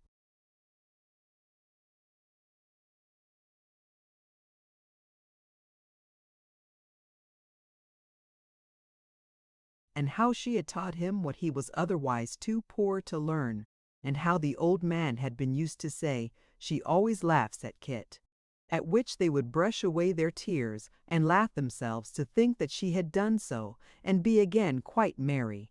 He sometimes took them to the street where she had lived, but new improvements had altered it so much it was not like the same. The old house had been long ago pulled down, and a fine broad road was in its place. At first he would draw with his stick a square upon the ground to show them where it used to stand, but he soon became uncertain of the spot, and could only say it was thereabouts, he thought, and these alterations were confusing. Such are the changes which a few years bring about, and so do things pass away, like a tale that is told.